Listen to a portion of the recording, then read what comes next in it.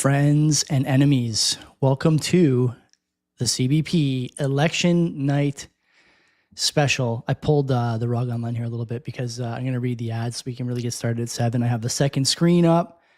I have the votes rolling in, ready to go. We're going to be talking about all things election. I want to, before we read the ads, okay, because I want people to hear this. Len's here now. I want people to hear this, okay? From 2015 to 2024, Canada's GDP per capita grew by 1.4%. That's not 1.4% per year. That's in total, second lowest in the OECD. Even the UK beat us. The UK only a few spots ahead of us. Obviously, the two jurisdictions that Mark Carney had some stake. The OECD projects that Canada will have the lowest growth prospects of any country among its ranks until at least 2060. 82% of new immigrants to Canada agreed that Canada has accepted too many immigrants without sufficient infrastructure or housing.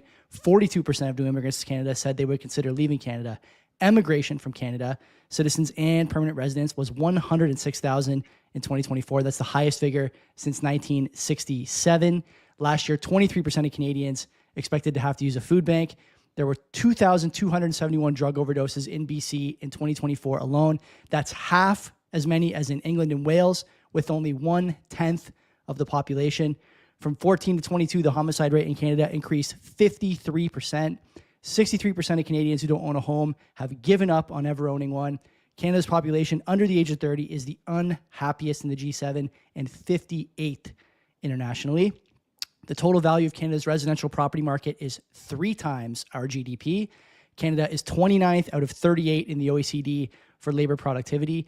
At least 15,474 people died in Canada during fiscal 23-24 while on a surgical or diagnostic wait list. There were 80,000 people homeless in Ontario last year. 65% of Canadians say they are choosing to have smaller families because of financial concerns. Canada's birth rate is at the lowest point since that record began being kept. There is no constitutional right to healthcare, but there is now a constitutional right to euthanasia. 15,000 people used that constitutional right in 2023. And the gap between Canada's economy and the U.S. economy is the widest in almost 100 years. That's from Yuani Z on Twitter. Len, welcome. Wanted to get that out there so people have the information. What's going on, buddy? Good to see you. Come on, you're just rhyming off all these statistics. Going hard. Yeah, well, what could you say? It's been an interesting few years for Canada, and we got an election today. This is for sure. Fun let's do the ads quick here because the polls are closing now on the East Coast. EasyDNS is the main sponsor. Mark has been a friend to the show for many years and a partner for more than 2 or 3 now. Best place for you to host your content. If you are looking to start a website for your business and you want something secure for a couple extra bucks, you can grab Domain Sure. Don't forget.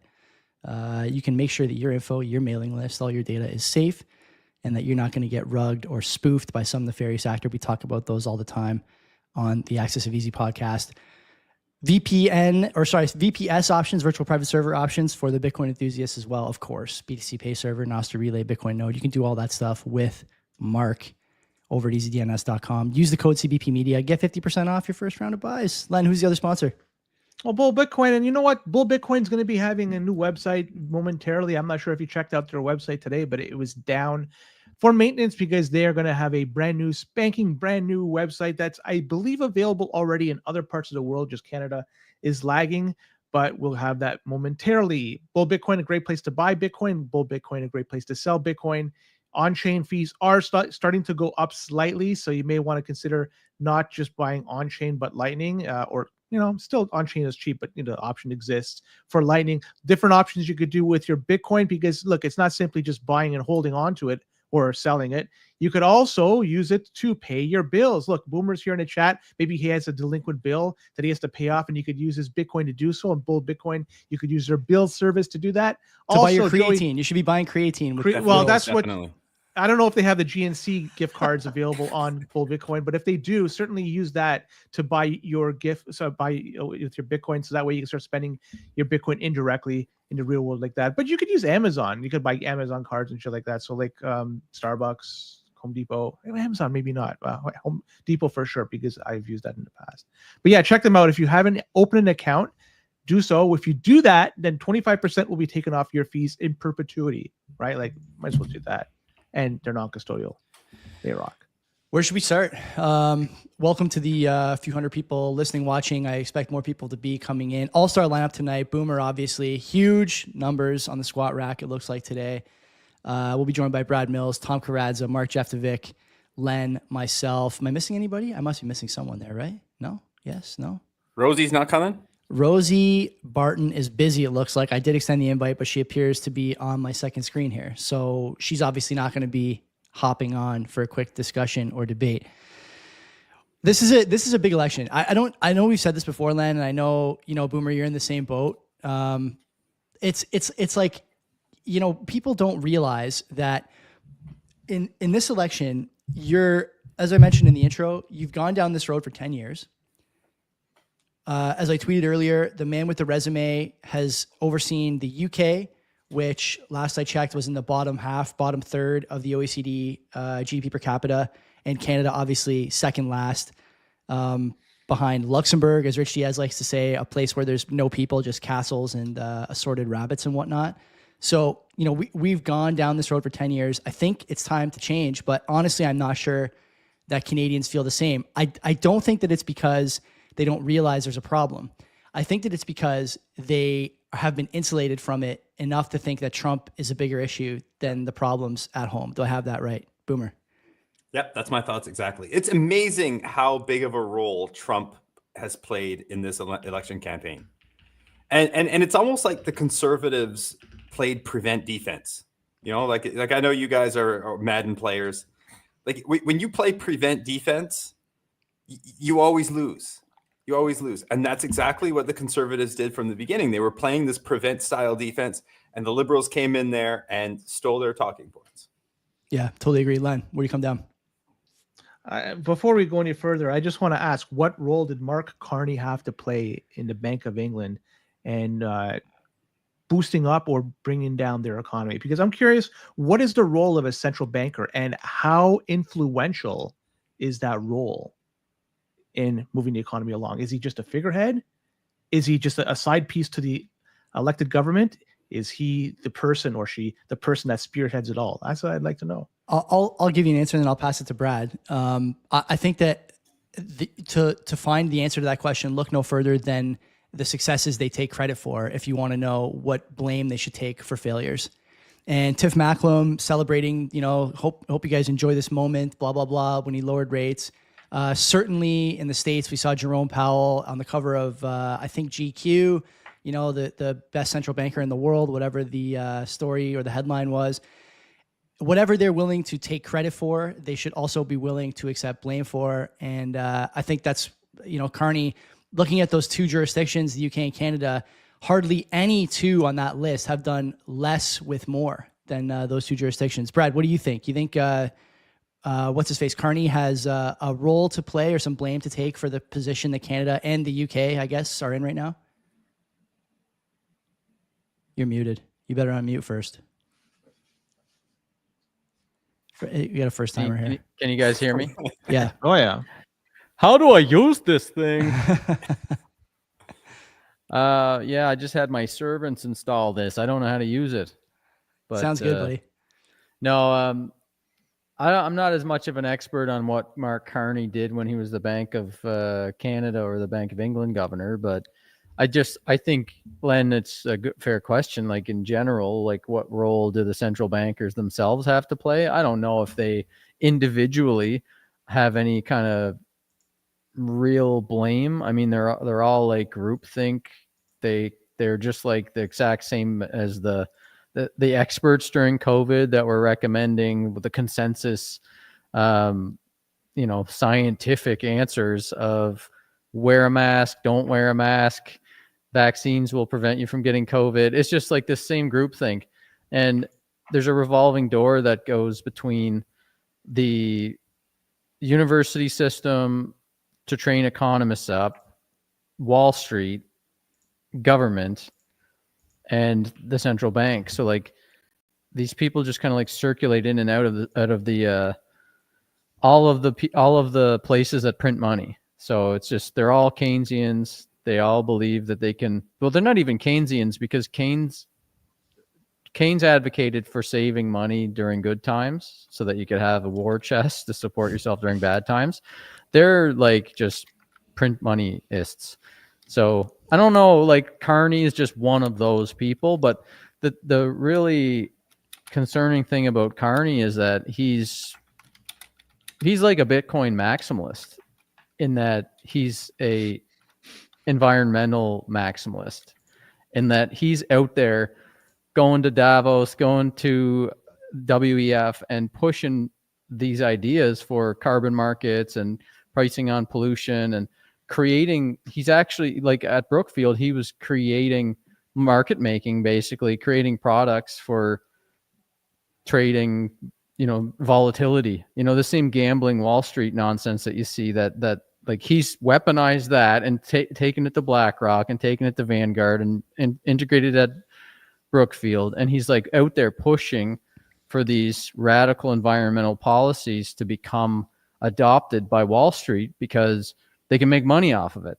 So not only is he a central banker, but he's like a nihilist central banker that believes that capitalism is not good and like, humans are not good really. And the only way that we can save the planet is through what he believes is like pushing forward these bans on oil and bans on even stuff like nuclear. Like they don't even want us to use nuclear power. It's just all this green energy stuff. So nothing wrong with that if the market makes it come up on its own. But anyways, I just think he's dangerous because he's been, his resume looks so impressive and that, oh, he's a central banker. Yeah. So anyways, that's my long answer to that. Boomer, why don't you take it, and then Len, you can give the answer to your own question after that. Aren't a lot of those arguments kind of falling by the wayside though? Like the environmentalist stuff, like, geez, like today, as we speak today, do they have power in Spain and Portugal right now? Is there electricity? I don't think it's there right now. Yeah, no. Right? Oh, look at that. No, there's not. right. And it's falling apart. The European Union looks like it's falling apart. And we're going to potentially elect a prime minister who's the closest thing to a European that we've ever had as prime minister. It just seems weird to me. Well, yeah, anyways, I'll let Len go because you said Len's next. No, I want to go back to the Joey's answer. Joey danced around it. You gave a lot of words there, but you didn't really answer the question. I don't care about taking credit. I want reality. Do they, yes or no, have a lot of power? If so, why? If not, why? Yeah, I think they do because they decide which monetary, which assets, which people, which demographics pay the price for mistakes that in every situation are not the mistakes of that demographic or the people who hold that asset. I think about the 08 crisis, great example. Wall Street goes tits up on the back of derivatives on derivatives on derivatives of dog shit mortgages that are famously held by strippers who are paying in cash for homes in the warmest states in the union, and that a lot of people paid the penalty for that risky behavior, but it wasn't the people who were perpetrating the risky behavior. 100%. Yeah, so I think central bankers, in his case especially, should bear some blame. The brunt of it, I don't know. Is it entirely his fault? Of course not. No, but he's dodging that history in a major way and getting away with it, I think. What could he have done in 08 that was different? Now, let's go back in time where you had the United States bail out some banks. You had the United States pick up a lot of the debt from the car makers, two of them specifically, bought shares in a new GM and Stellantis, what the heck it was called at that time. And Ontario at that time, and still does, have a very robust and thriving, in quotes, car maker sector, car manufacturer sector. So what would Canada do at that time when you had the federal government following suit, the Ontario government following suit what was done in the United States? Why wouldn't the Bank of Canada do it too? It just followed a leader at that point. Now, one can make an argument you need somebody maybe to go away from the, not be a lemming and do something else. But the reality is this is typically what's done in the job. What's being done in the United States, Bank of Canada tends to follow suit. So is it really, I'm not trying to defend him. I'm just trying to say the reality of it.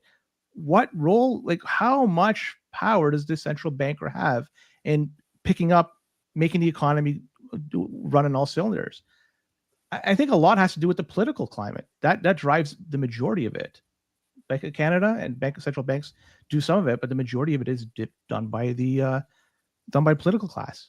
It's a fair point. Maybe we'll use that to segue to the Liberal campaign, since this is going to be a political show. And Brad, you've done quite a bit in terms of campaigning. I see you knocking on doors with, I think, both parties in your area. I'm not sure if you did it with both parties, but I'd be curious. Where do you think the Liberal campaign scored points with the Canadian electorate outside of the Donald Trump thing? Honestly, in my riding, they're literally just running a brain damaged guy that was running off Mark Carney's brand. Like, literally, I'm not even joking. The guy was like actually brain damaged. And I went out door knocking with him, and he was just like, right away, he was interested in Bitcoin, actually, thankfully, because I'm, part of the Bitcoin Coalition of Canada, and we're trying to educate in a multi-partisan way. So whether you're brain damaged or conservative, I'll talk to you, right? So he was interested in talking to me about Bitcoin, and that was cool. He was interested in gold and stuff, but then he was like, just right away, right out of the gate, he was like, "Don't you love Mark Carney? He's the smartest guy in the world. You haven't been to Harvard, have you? He's the smartest guy in the world. He's gonna save Canada." And it literally, like, that was our conversation for like 4 hours that I was with the guy. How long were you with him? We were out for about, I'd say 3 hours is how long we were out with. And a half an hour of that was, this guy didn't even know how to use the app that they use for canvassing. And he only had one other volunteer with him. And that guy was working. He was off working doors. And the MP candidate was, he's a boomer, and apparently he worked with the CCP or something in the past in China. I don't know, like, the whole story there, but he's not from this area. He's kind of like a half an hour away outside of the riding, and I guess probably couldn't run in his riding. And then, since this is usually such a safe area, they just kind of threw whoever on the ballot here. And so I think I got a bad experience, a bad taste of the Liberal Party's ground game in this riding. But honestly, guys, like, so the way that I went out door knocking with both parties, and I didn't think that the way that this went was you knock on the door and you just right away want to know who's the supporter or not. I thought what we were going to be doing was going to get into like Ripple versus Bitcoin debates at the door. I thought it was going to be like, why aren't you voting for conservative? And what's your main thing about what's your main election point? And, oh yeah, well, this isn't right, and you don't have this right information. And I thought we were going to be kind of debating at the doors, but actually what it is just to get out the vote strategy. So they just want to like efficiently use the resources they have to get out the vote. So they just go and they identify as many people as possible that are already supporters, and then they just concentrate the volunteers and the resources to go make sure those people vote early, and then they update their apps that show who's a supporter, who's not a supporter, so that next time it's more efficient for them to identify support. And they're not really doing too much like negotiation and debating at the door. Now with the Liberal guy, or so with the Conservatives, it was a really organized ground game. They had like 7 or 8 people out knocking. They were pretty organized. They were doing that. They were just right away trying to find out, are you a supporter? If not, they're moving on. But when I went with the Liberal guy, it was like, I told this story in another podcast with the guys the other day, but it was like one guy, it was an Indian guy, answered the door. And so my MP goes, or MP candidate, he's like, "Hey, I'm here with I'm your local Liberal, and don't you love Mark Carney? Do you want to vote for Mark Carney? Do you want to vote for me?" And the guy goes, no, thank you, no. And then so he's like, "Oh, you don't speak English? Okay, see you later." And then we're walking away from the door, and he's like, "Yeah, that guy doesn't speak English, but we let him in, so mark him down as a Liberal." Oh, really? I'm serious.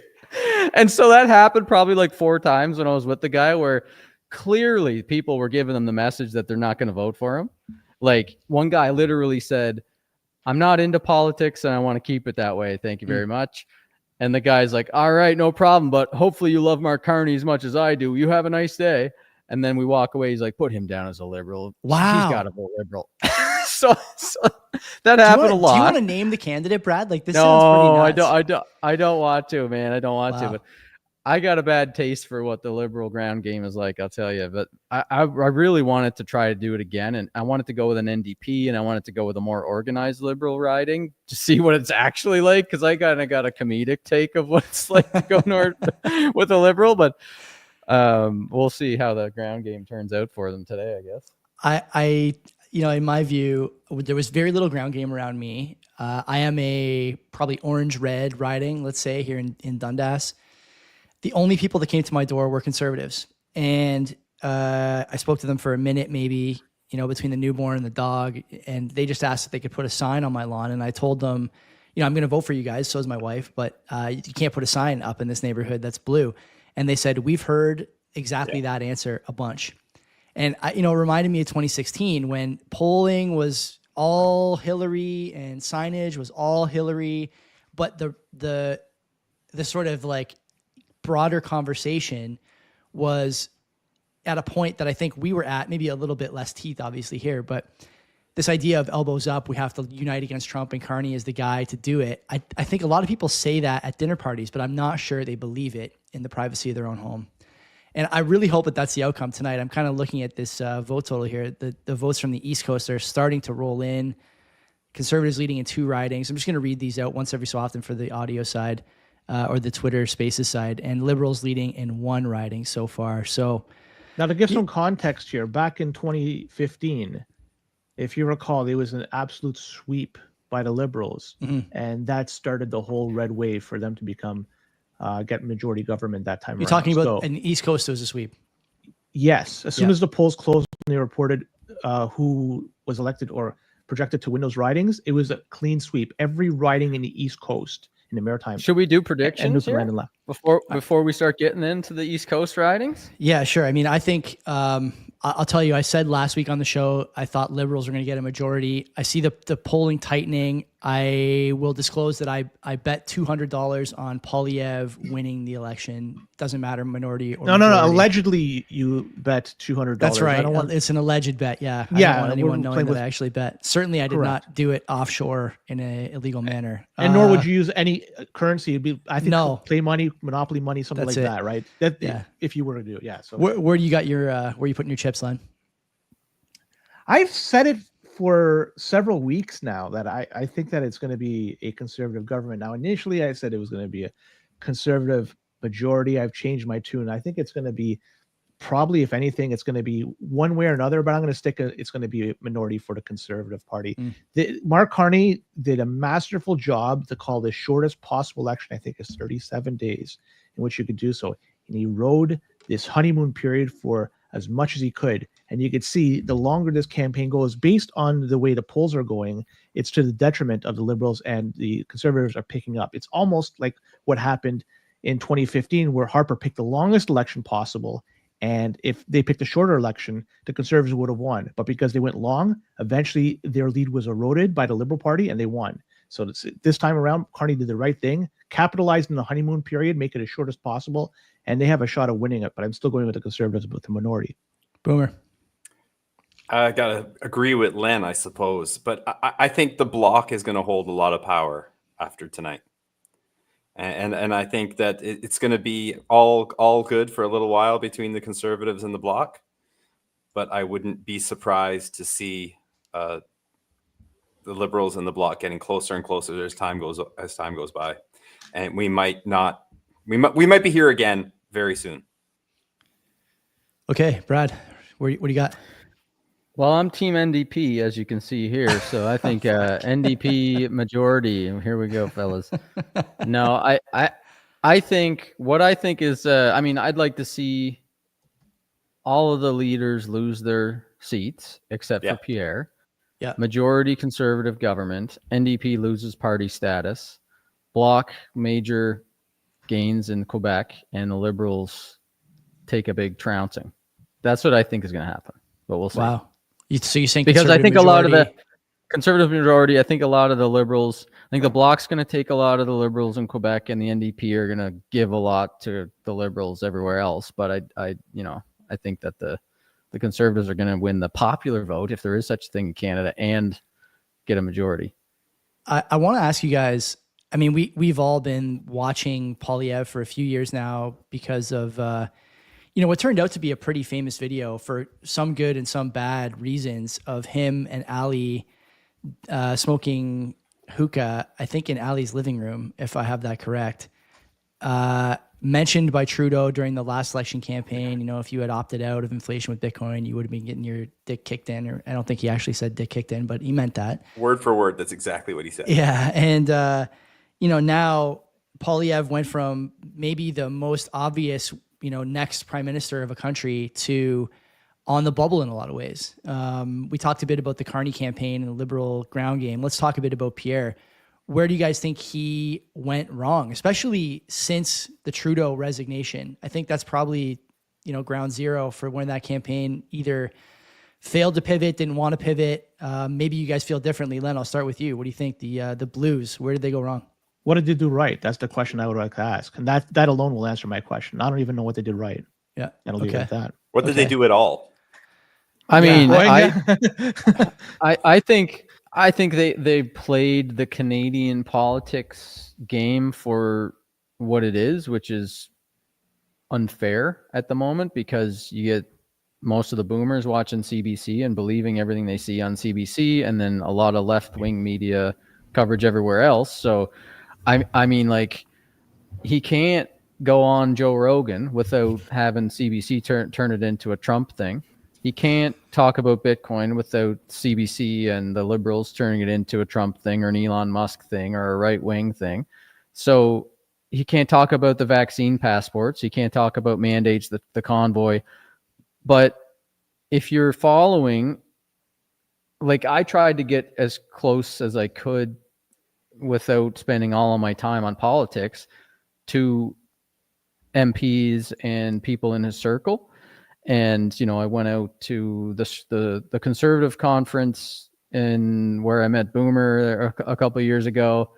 And, I met a bunch of people on the inside of the party and like the conservative media people. And I met Pierre's security detail, and I kind of had long conversations with people like directly in the circle.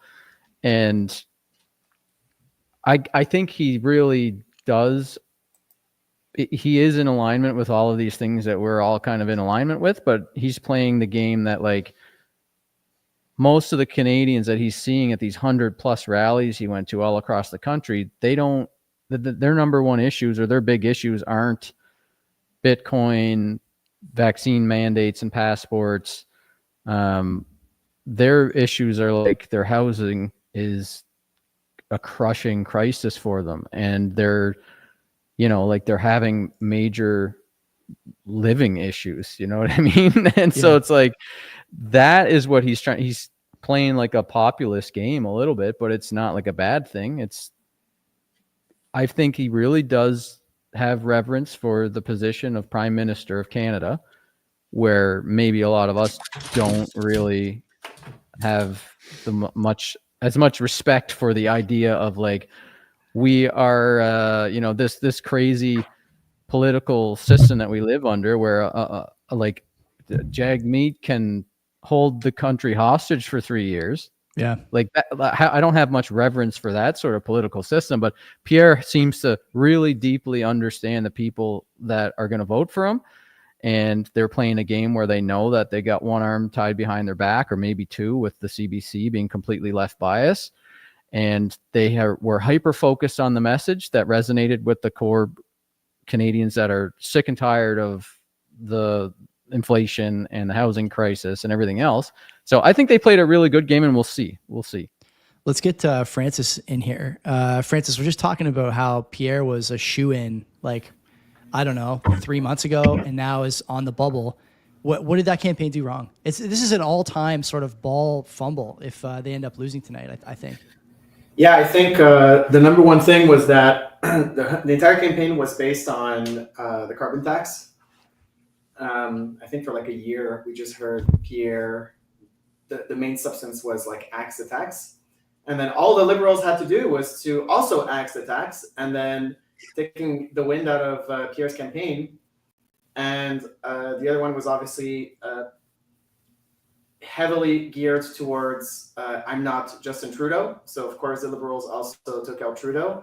So there wasn't like a lot of substance to Pierre's campaign. I think there was some, there was some kind of free market energy, deregulation and cutting wasteful spending, but it definitely lacked like a strong identity, like for example the Trump campaign had with the MAGA movement and the agenda 2025, which wasn't really Trump's position, but Trump had a very clear, strong vision and message, and it was inspiring. So Poilievre's campaign was not really inspiring. It was very technical. We're gonna cut this, we're gonna cut that. So just overall, just a very boring and very underwhelming campaign that lacked a strong sense of identity. I don't think anybody was super excited about Pierre's vision, other than we've had 10 years of Trudeau mismanagement of the economy, and also mismanagement of the economy was what was Pierre's main argument too. It's the Liberals mismanaged the economy instead of we are living under a socialist regime and we need to have something that's close to a revolution in Canada, where we're going to take down the establishment, we're going to destroy supply management. Where there was no there's no Doge agenda also to Pierre's. So all they have to do is change the management team, right? Oh, so you're accusing us of having bad management. Let's just get a good manager with the same regime, and things are going to be much better. And to Brad's comment, Brad's right. I wish Pierre had been a little bit more like the PPC. He didn't talk about immigration at all. I wish Pierre had taken cues from the PPC. We're gonna stop immigration. We're gonna reform supply management, and some more drastic changes. But politicians optimize towards the normie middle ground voter. So yeah, and I don't know if you guys already mentioned that, but Pierre did not mobilize one of the larger contingencies of voters, which is probably closer to the middle than most people think, which is crypto holders. Yeah. A lot of people might think that, yeah, sure, Bitcoiners are already voting for Pierre because they're all, carnivore, redneck conservatives. But there's a lot of Toronto, middle class normie types, probably liberals that probably have some Ethereum bags or some shitcoin bags as well. So that's probably, I don't know how much, but I'm guessing a couple 100,000 voters probably could have been swung with a pro Bitcoin or pro crypto stance. And I'm not talking about an SDR. I'm talking about just mentioning the word Bitcoin positively could have Totally. Shifted. So yeah, it would be the biggest fumble for any election that I've ever seen. I've never seen a larger fumble in my entire life, and I've been following politics for quite a while.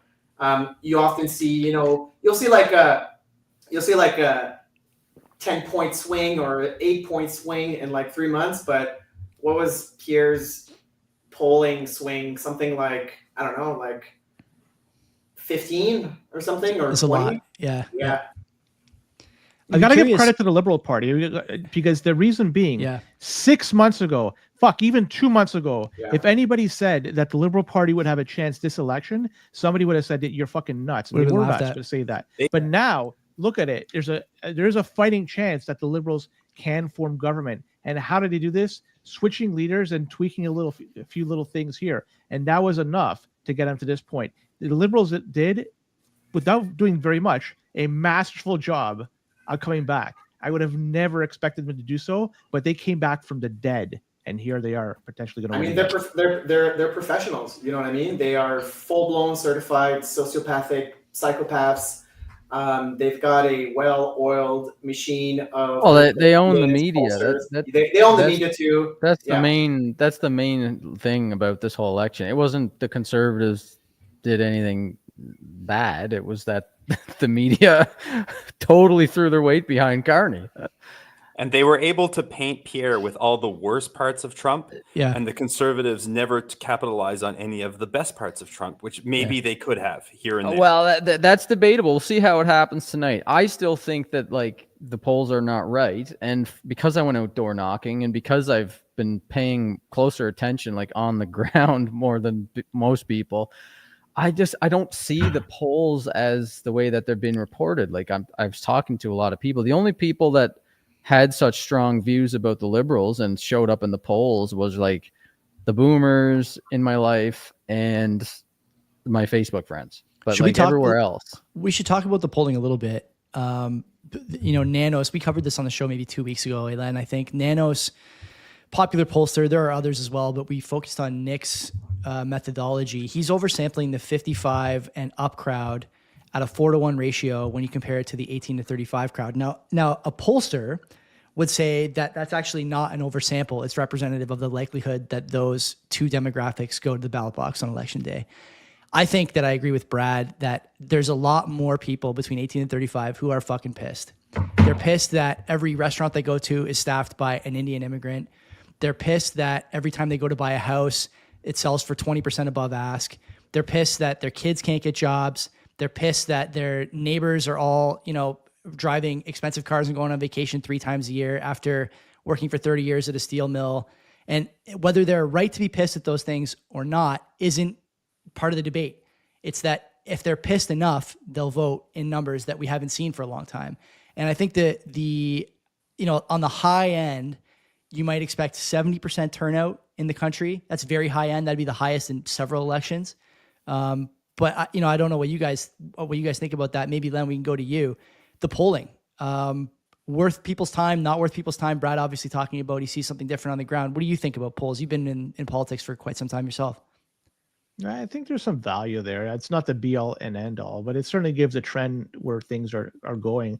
It also gives the candidates a good idea how their policies are resonating with the voters themselves. So the polls, I mean, what I like about 338, I'm going to take this a little direction. Rather than taking one particular poll, 338 gets the aggregate of them all. And so it tries not, if one is skewed a little bit higher than the other, it will take into consideration, but it's not going to be moving it that much. So I just wanted to give a shout out to 338 in terms of their polling. But yeah, with respect to it, hopefully it doesn't influence people a lot, because for the majority of the election, actually all the election, it was showing the Liberals as a majority government. And if we just go on that, people are just probably going to stay home while the Liberals are going to win. And that's that. If people want to have their voice heard, the only option they have is to go out and vote, regardless of what the polls say. Yeah. Boomer. I think the conservative voter are more likely to go out than the liberal voter. Like, I think the people that are voting for Pierre, like, really want to vote for Pierre. And the people that are voting for Carney, other than, the boomers, they're just, because he's not Trump. That's why they're voting for him. So I think they're less likely to show up. So I think that might be a good sign for the conservatives to win. And going back to what you said earlier, Joey, about the signs, putting the signs on your yard, being afraid to put a conservative sign on your yard. I think that polling has a lot, is that mindset is in the polling as well. How many households are getting polled, and it's a 55-year-old couple, man and a woman, that live there, and the woman answers the phone for the polls and says, like, we're both voting Liberal. Mm-hmm. But then when her husband goes to the poll, he's putting an X next to the conservative. How much of that are we seeing? Like, I'm dead serious. I think we're going to see a lot of that. So I wouldn't be shocked. Like, look, if there's a conservative majority tomorrow, I wouldn't be shocked at all, despite what the polls say. Sure. Francis, you're nodding. Yeah, well, I do think there's historically a little bit of a bias against just conservative movements in polling historically. If you look at, the Trump 2020, Trump 2024, Brexit, and so on and so forth. And part of that is what you guys were saying about a lot of conservatives have, a tendency to be a little bit shy about being conservative because it goes against the narrative. But I think the polls are, by and large, relatively accurate. I think it's going to be really close. If you look at just margins of error. So if you look at a site like 338 is a poll aggregator, and you have, I don't know how many different pollsters on there, 8 or 9 mainstream pollsters. Some of them are absolutely always with a liberal tendency, like Léger Paul in Quebec always has like, but they are relatively accurate, but there's always like a liberal tendency. So you're talking about a margin of error of 3 to 5% with a bias margin of like 2 to 3%. So like there's like a 7 to 8% possible gray zone there, which we are like in right now. But when Carney was pumping and people were saying, "Oh, these polls are fake," like no, like you don't go, like you can't fake going from 21% voting intentions to like 45% voting intentions. That's just not possible to be consistently fake across 10 different pollsters over like 3 months. I do think that the polls are a little bit biased right now. Like, if you look at the 330 projections, they were putting the Conservatives at like 2% chance of winning. Now it's at 10 or 11 or something. But like a couple of weeks ago, they were putting it at 2%, whereas Polymarket's bottom was like 17%. So, if I had to put like odds on it, I think it's closer to like 60-40 towards the Liberals. That's why actually I'm like on my phone right now refilling my Polymarket account, because there's a specific bet, which is I think the Conservative minority government was at 15 cents today. Wow. And I thought that was pretty good odds. Pierre was at 23, but I don't think Pierre is going to get a majority. So if you think Pierre is undersold at 23, then Conservative minority at 13, 14 cents was a pretty good bet. And this is my first Polymarket adventure, by the way. I'm really excited to be gambling on elections. The first time I actually gamble on elections. Usually what I do on elections is like American elections, I just go long or short on Bitcoin. I don't go short on Bitcoin because I don't short the coin, but just go long on Bitcoin. So yeah, it's pretty exciting. I do enjoy having a little bit more than just emotional skin in the game for this election. I'm getting a little bit of butterflies. It's great. Should we? Brad, you and me were talking about this morning on Twitter about what Poilievre should have done with Bitcoin. You mentioned the crypto thing earlier. I think there's some value there. I don't know. I kind of look at this through like the difference between like an Isaiah's Job type candidacy and campaign and a Big Tent campaign or candidacy. And when I think about Poilievre, he really got a lot of us to pay attention to him specifically, and maybe politics in general, thanks to his embrace, or at least semi-embrace, of Bitcoin years ago with Ali. And a few of you guys have met him over the years, and you mentioned you kind of, adjacent to his inner circle. Didn't mention it at all during the election. Saw the price rip to whatever it is right now, 130, 140K Canadian. His opponents have not been shy about mentioning it. I mentioned Justin Trudeau talking about how you would have been nuked basically if you had followed his advice and opted out of inflation. We've all seen that clip when the price was in the tank after the FTX debacle, I think. What was the right thing to do with Bitcoin? I think my view is that I would have liked for him to speak more about it. And if not support it outright, then say something like, the reason Canadians are looking at this is because they're feeling pain. It's just another signpost. It's another indicator that these people are looking for a way to better their situation that the country is not showing them. We have to change that. That would have been my suggestion. But Brad, we'll start with you, I guess. Where do you think he should have gone with it? Should he have mentioned it at all? We'll find out tonight. But I think if he wins tonight, then it was probably the right move. If he loses tonight, then it's debatable whether or not he should have been more pro Bitcoin and had made that part of the platform. I don't think it's his fault. I think it's our fault. The Americans did a lot of groundwork to get that to be part of the election as a policy issue. And like they got the Satoshi Action Fund, Bitcoin Today Coalition, BPI, and like they raised tons of money for all the different candidates and for Trump directly. So like they got that on the ballot as like an issue, right? And they did the proof of work, you know what I mean? Like that's the proof of work. They did the work, where we didn't do the work as much as like just generally Canadian Bitcoiners. If we wanted to have Pierre feel comfortable to stick his neck out on Bitcoin, I feel like we needed to be out there a lot earlier, and like all through the last 3 years, it was like fertile ground for us to go. But unfortunately, the bear market hit us, and then everybody kind of got distracted with their own shit, right? Like we're all trying to survive this, right? So during the bear market, it was difficult because then people don't really want to talk about it that much. It's not as easy to get the doors open. I mean, when the price was running in 2022 and it was like the truckers were getting money raised in Bitcoin, I was talking to the conservative media about it a little bit and talking to the political insiders that were more interested in it. But when the bear market hit, and then it's like all of a sudden CBC is saying that this is right wing and this foreign financing, and it's like they got to make a game theory decision. And I feel like there was a chance that we could have made this part of the policy, like to show them like we're backbenching for you, like we're out educating all the MPs and we're out educating the media, which is what I wanted to do with the Bitcoin Coalition of Canada, which I still plan on wanting to do that. I still want to do that with the Bitcoin Coalition of Canada, but I think we could make it an item next year.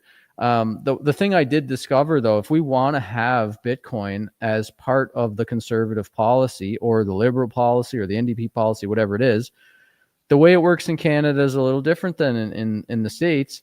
I mean, a lot of things are different in Canada. Like you can only donate a maximum of $3,500 in an election year to Pierre's party. There's 3 ways you can donate in Canada: to the EDA, which is like the electoral district association, to the MP, and to the leadership candidate in an election year. So it's like basically $3,500 a year that you can donate max. In the States, you can donate as much as you want. You have super PACs and all this stuff. Like they can really influence the election and the policies through lobbying. We can't really do that here. Is not well enough. Brad, I got to disagree with you, Brad. Like I personally messaged 15 to 20 MPs and another handful of senators. And for most people in the call and on the chat, they know that I'm in the Ottawa area and I host the local meetup here.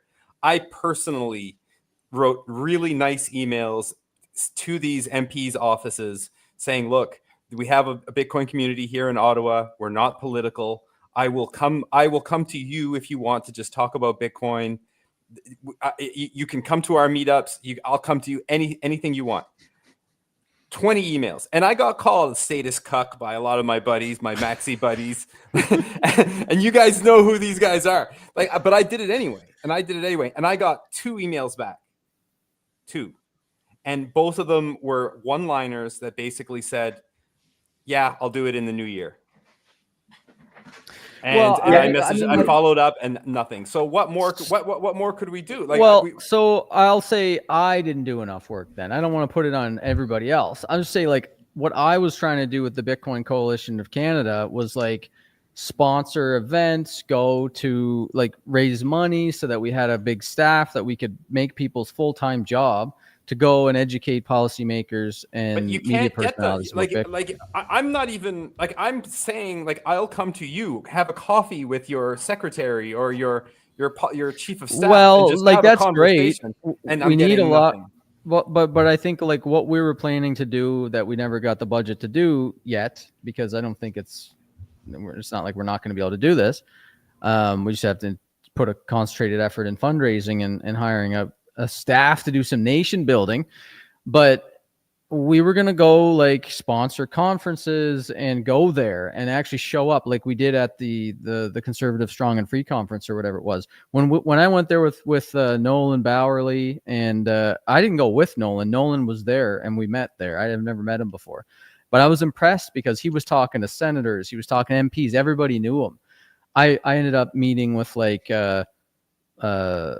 Ben Harper, like Stephen Harper's son, works for a Bitcoin company. Works a Bitcoin mining company. So we were meeting premiers and stuff like that. Like when you go to those events, you're like really getting out there, and they're really. I was going to some of those events too, and I met some of those, and I talked to MPs there too, and it was very obvious that Bitcoin was toxic, and they didn't want to.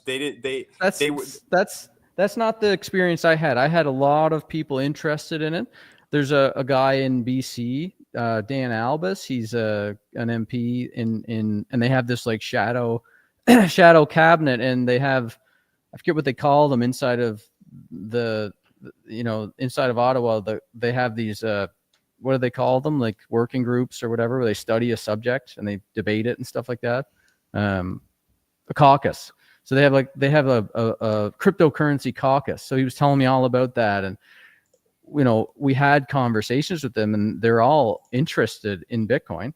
Was that so there was interest? Was that pre or post the Liberals turning this into That was pre. That was because you testified at an Indo committee, like an industry committee, where Joel Lightbound was the chair. So, and that paper came out. That paper came out in the end of 2022. And it was good. Paper was good. I was actually quite impressed with it. You're missing everything after that. Can we bring in? Let's bring in Francis. Francis has been muting and unmuting here. He's trying to get a word in. Francis, what do you think? No, yeah, I just wanted to add my personal experience is that we didn't do a lot for the Conservatives, but we did organize an event in Montreal where with two candidates of the Conservative Party, where the leader of the Quebec Conservative Party was also booked to speak. And I basically had all of the Bull Bitcoin community and support staff organizing. So we had the space, and it just fizzled out. And then we kept trying to reach out to them and be like, we're organizing this thing, and we've got Eric Duhaime, a very well-known and popular politician in Quebec. He's going to show up and he's going to talk, and we're going to make a keynote. And I'm personally going to fly from Costa Rica to come to the event. And it just died completely. And I do have 2 or 3 guys that I know that have been in touch with Poilievre and some of his, inside circle. And yeah, of course, we all know that they're secretly pro Bitcoin. I don't think it's a secret that a lot of these closet pro Bitcoiners, closet pro Bitcoin. And are you really going to lose votes by saying something like, "We're not going to come after your Bitcoin"? By the way, we're not going to come after your Bitcoin. I agree with that. There's very little something we're going to support the Bitcoin industry in Canada. Canada looks like a pretty good place for Bitcoin mining. We should probably use more of our energy. These are very ambiguous, pro Bitcoin stances when it's not we're going to buy a bunch of Bitcoin with Canada's money. So I don't think he would have lost any vote by saying any of those things. Can I ask you something though? Because what I learned during this process, like I said, there's restrictions on how much you can donate. The system works differently than it does in the United States. What I understood from trying to get them to make a Bitcoin, protecting self-custody or even studying de minimis rules for Bitcoin or ending the ban on Bitcoin mining in some of the provinces, some of these things that are just no-brainer, easy things like protecting self-custody, that what I realized was the way to get a policy proposed to the party is you have to have an EDA write up a small policy proposal that's 50 words or whatever I think it is, and then you have to get other EDAs to co-sign the policy proposal. I think 4 of them. And then you have to take that to the convention, and then they vote on all the policies. So all the EDAs all around the country submit 3 or 4 policy proposals. Most of them don't even submit proposals because most of them are not that organized. So I learned about this too late because I was like, how do we get Bitcoin, a Bitcoin issue, part of the party's policy and adopt it at the convention? And I learned this whole process. And by the time that I realized, okay, we got to do this, it was kind of too late. It was a very last minute thing. Yeah. So that's what I mean. It's because we don't care enough about elections, because we're not inside the political sphere. And same thing happened with the Conservative Party of Quebec. They had their General Assembly 3 months ago. And then I got the email being hey, the General Assembly is next weekend. And I'm really well connected inside the Conservative Quebec Party because my dad was the leader of the Quebec Conservative Party a bunch of years ago. And I was like, oh, that's great, crazy. Great. Let's do a pro Bitcoin platform by going through the equivalent of an EDA for the provincial elections. And yeah, it was too late. I'm definitely going to do it next year. So next year I'm going to be, going to one of the writing associations and get them to push the Bitcoin proposals that I have in mind. That's the kind of thing that we should have done 2 years ago. That's what I'm saying. I joined my EDA.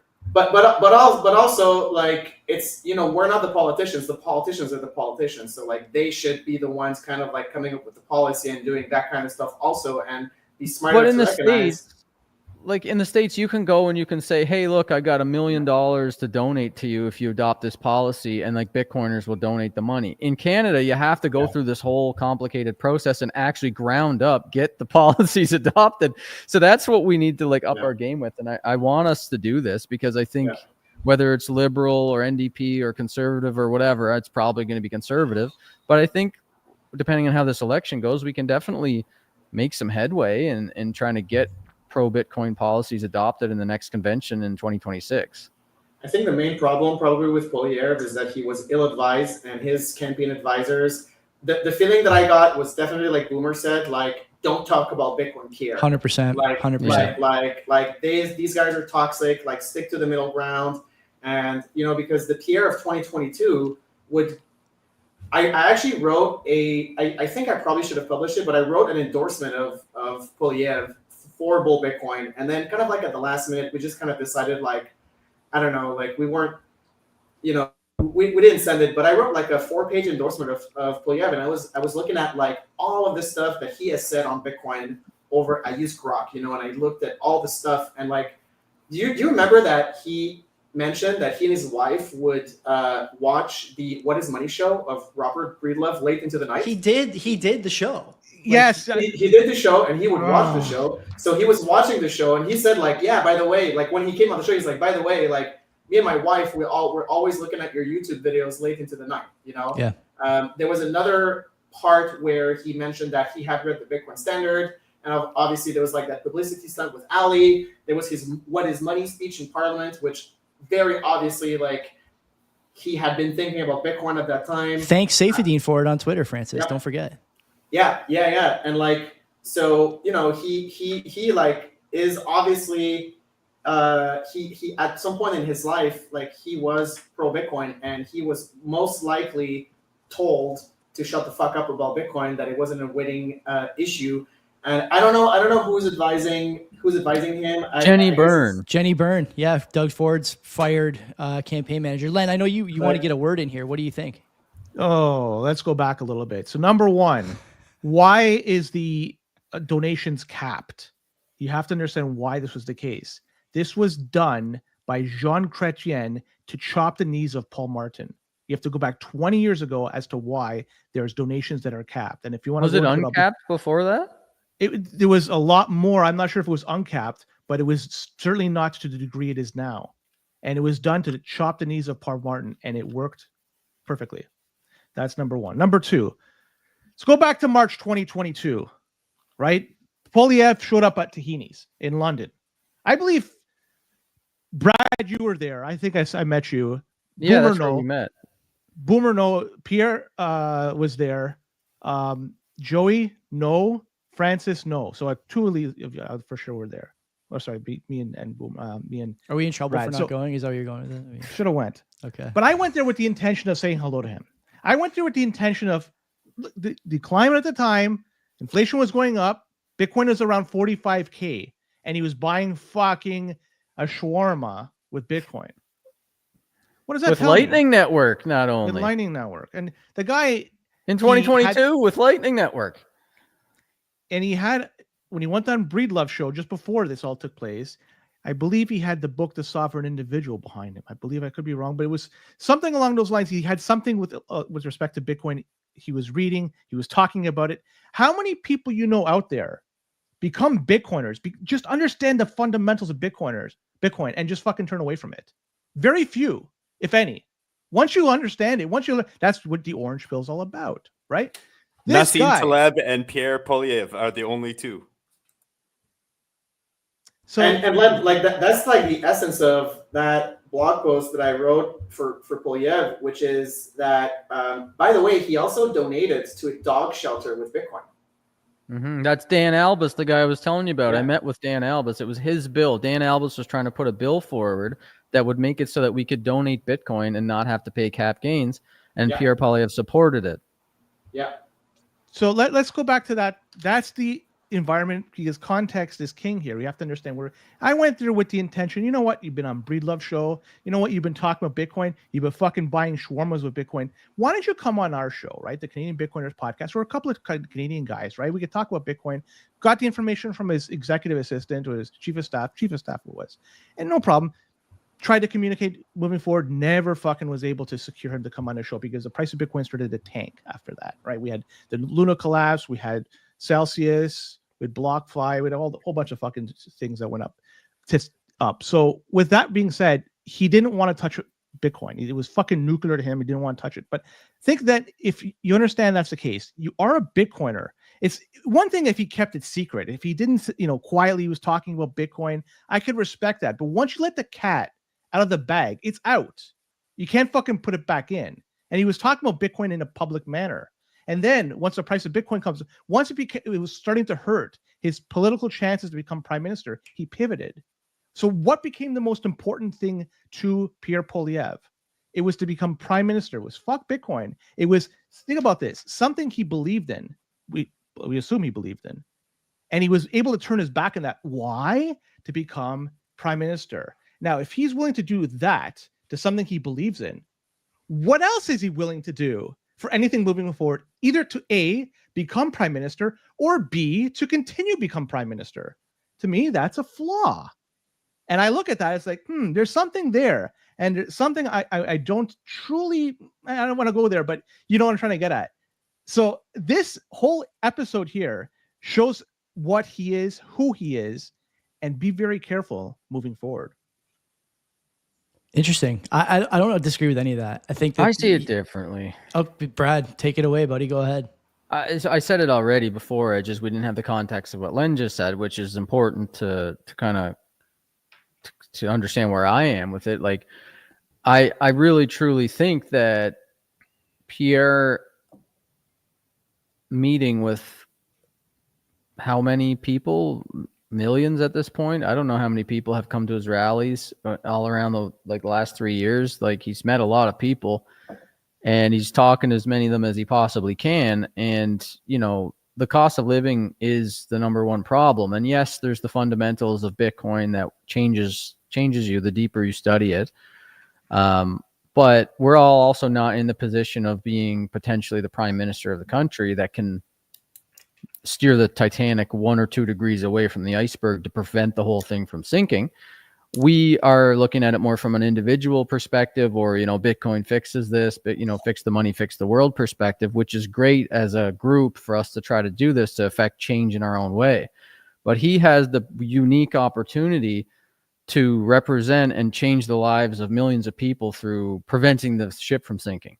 So I feel like that is the choice he made, to not be as interested in pushing forward sound money policies like Bitcoin sound money policies. And even if he understands Bitcoin, he gets the sovereign individual thesis. Canada is still a country and he has the chance to lead it. And, Bitcoin can be a small part of that. But I feel like the bigger thing that most people care about is not Bitcoin or the vaccine mandates or some of the freedom of speech issues that we care more about individually, but it's restoring free speech, property rights, and sound money, and making sure there's a base layer of sanity at the federal level, so that we can all go out and then educate people about why Bitcoin is better than the Canadian dollar and why you should choose Bitcoin for your own life. So I give him a pass on that because I feel like it's just the situation he's in. I just I wish he talked more about Bitcoin, but yes, he had so many opportunities. And again, if he's willing to do that with this particular subject, what else is he going to do moving forward? Because he's already pivoted on one. People are okay to pivot. People are okay to pivot because people change their minds and stuff like that. But when it comes to Bitcoin, like I said, once you're orange pilled, if you truly understand it, it's very difficult to go away and go back in the fiat world and say, "Oh, fuck Bitcoin. I'm not going to talk about it." No, once he let the cat out of the bag, that was it. And if he didn't continue, which he didn't, it's a telling sign of the character of what he's trying to do. What is his goal? And his goal is to become prime minister. If it's talking about free speech, hard money, and shit like this could potentially be side railed or derailed for something else to make sure that he becomes prime minister or maintains to become prime minister moving forward, because it shows a lot about his character. Let's bring in Tom and Mark if we can, if that's good. Francis, you want to add one more thing before we do that? Do you want to check the results, or Yeah, do you want to wait a little bit? let's bring the results in here. So there's we're one thing I want to show, which I've been looking Sure. at. Long Range Mountains flipped from Lib to Conservative pretty decisively, and I have Terra no idea where that Nova. is. Oh, no. Terra Nova is another one. Yeah. Newfoundland. Yeah. Is Terra Cape Nova Breton- flipped. No, these are good. These are good. So these are previously Liberal, flipped to Conservative in Nova Scotia. Then another one, Terra Nova, previously Liberal, flipped What's to this Conservative. website? I want to go look at it. I'll put it in that's the the- private chat, I'm in and I'll the- put it in the regular I'm chat on the too. Star, by the way. The Star has a pretty good map as well. And let's see, another one. Flip? No. There's a conservative writing, previously conservative, that was just flipped Liberal, but it only has 2 polls open yet. So Okay. Cape So Breton's I mean, red. That's we're- not good. Yeah, we're seeing, I think, not too much in terms of like shock here, at least not yet. Conservatives did lose their portion of the popular vote. They were up at about 52, maybe half an hour ago. Now they're down 46 to the Liberals, 47.5. Let's bring in Tom and Mark. Tom and Mark are joining us now. Tom Kradz and Mark Jeff DeVick. Gents, we'll start with you, Mark. Pierre, the Bitcoin candidate, did he do enough? Should he have talked about Bitcoin? What should he have done to loop in the BTC faithful here in Canada? You're muted. Hold on. Yep, you're muted, Mark. I know Poilievre is the anointed candidate for most BTCers, like most Bitcoiners, and he didn't really talk much about Bitcoin, and that's fine with me. My preferred prime minister would say like jack shit about Bitcoin and never even think about it. I like my governments out of my way, right? Don't give us any help. Don't do any favors for us. We've had Bitcoin more of a regulatory structure conducive to Bitcoin in Canada. Francis might disagree with me on some of these points, but we've had ETFs here since like 2020, right? And they got it 4 years later in the States. My nightmare scenario is we get a prime minister that starts talking about Bitcoin, and that prime minister is Mark Carney, and he starts talking about electricity and global warming and global boiling, and we've got to do something about Bitcoin, and if we can't make it switch to proof of stake, then we have to get rid of it. Like that's sort of like out on the fringe nightmare scenario. And so if we get a prime minister in Poilievre who's like, it ain't broken, I'm not going to fix it, he's going to pay lip service to the Canadian dollar, fine, this train can't be stopped anyway. So, no headwinds is my preferred scenario. Tailwinds are better, but it's not the end of the world if we don't get them. Tom. I would have liked, look, as a Bitcoin maxi, I think I would have liked him to say Bitcoin, but I see what he's doing. So if I just step back and say, would I rather have Pierre in power or Carney in power? I'd rather Pierre say nothing about Bitcoin and give him a chance to win than him start talking about Bitcoin, and through their polling, they figure out that that's going to lose him the election. So if I have to choose between one of the two, then I'm fine with him not saying anything about Bitcoin. I don't care. I think Bitcoin's going to destroy all these governments anyway. I think Bitcoin's going to destroy them from the inside out, whether they know it or not. So to me, it's really irrelevant.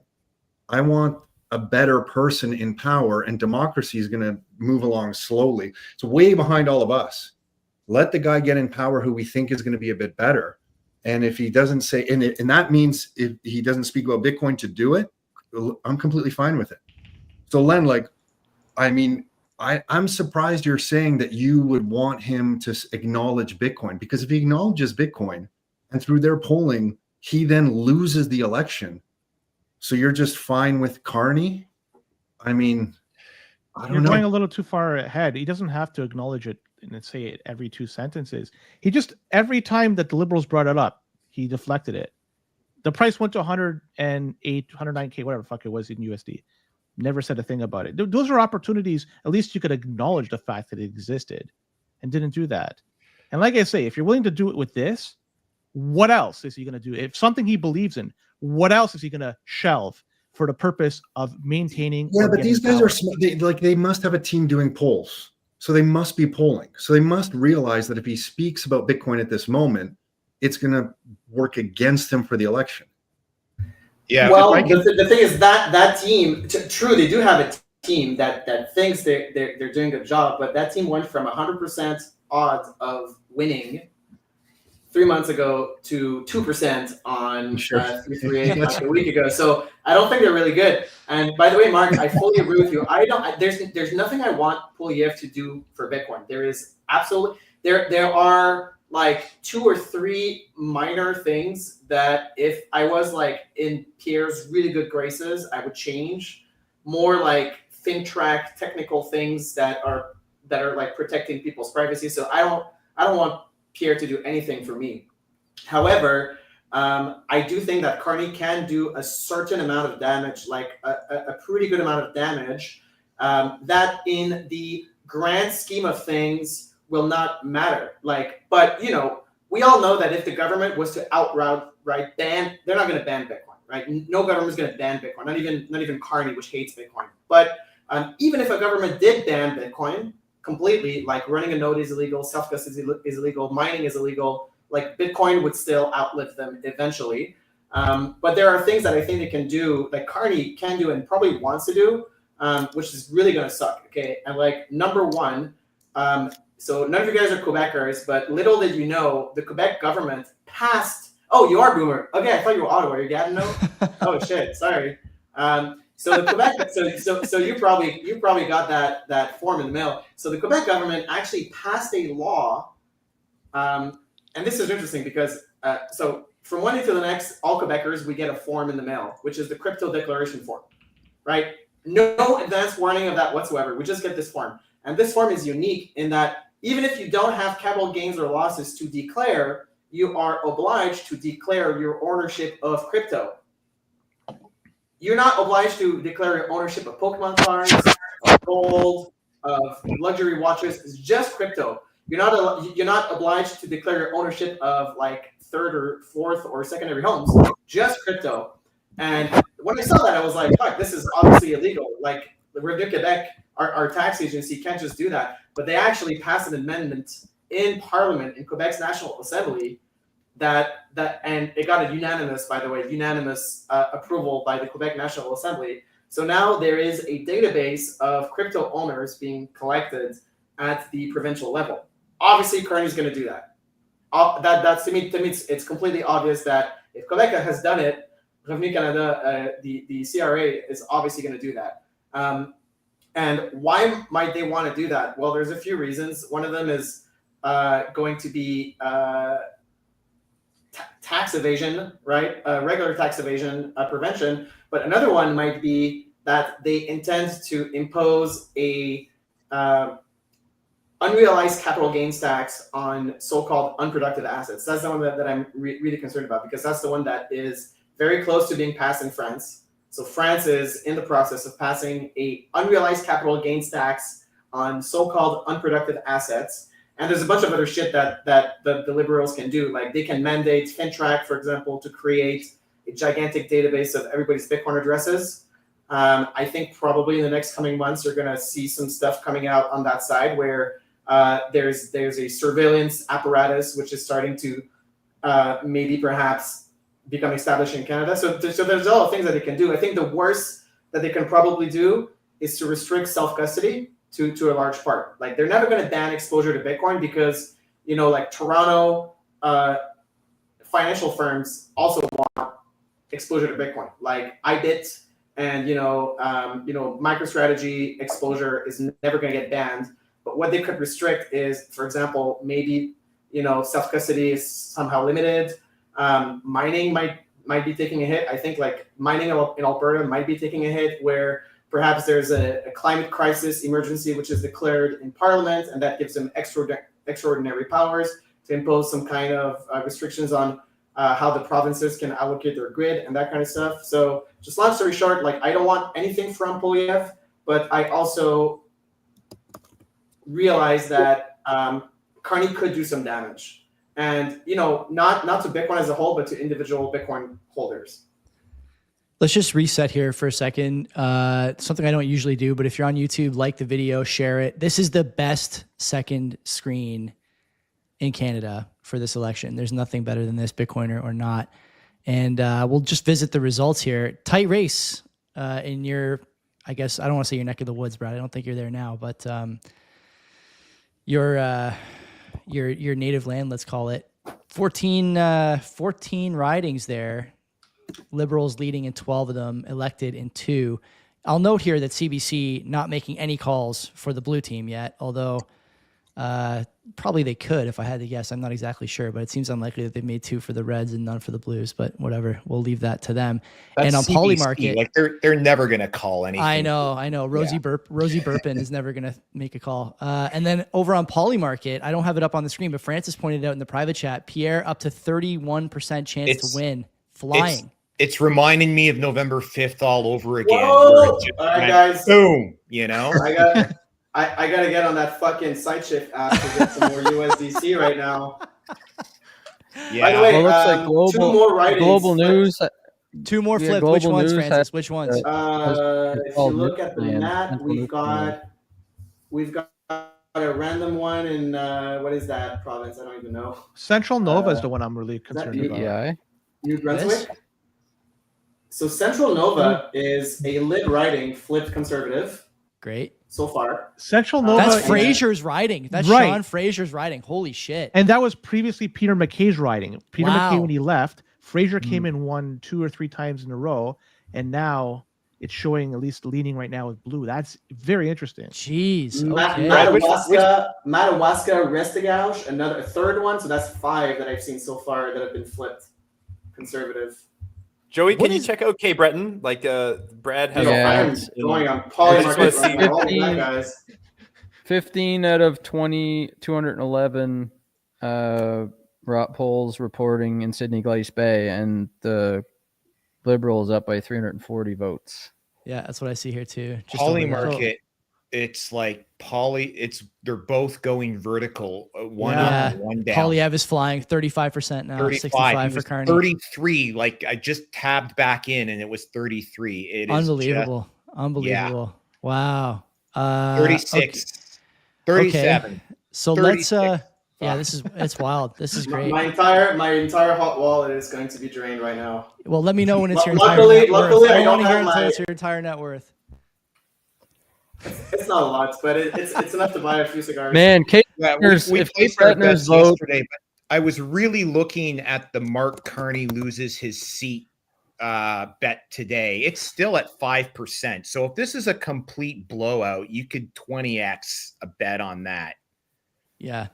Not financial advice. Not financial advice. Still- Kids, don't try this at home. still These noting are here trained that, autist retards doing this with like CBC still not reporting any conservative wins, but I mean, this is a pretty. I'm not going to start counting my chickens, but I think anyone who looks at this map, I mean, this is a promising result. Brad, you're the resident East Coast expert.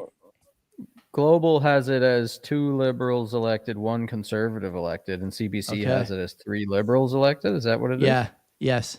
Wonder why that is. Yeah. Rosie Burpin not making the calls that we need to hear. So if obviously. you look I at mean, the there's not that many votes counted right now. There's still Well, a lot. let's report. okay.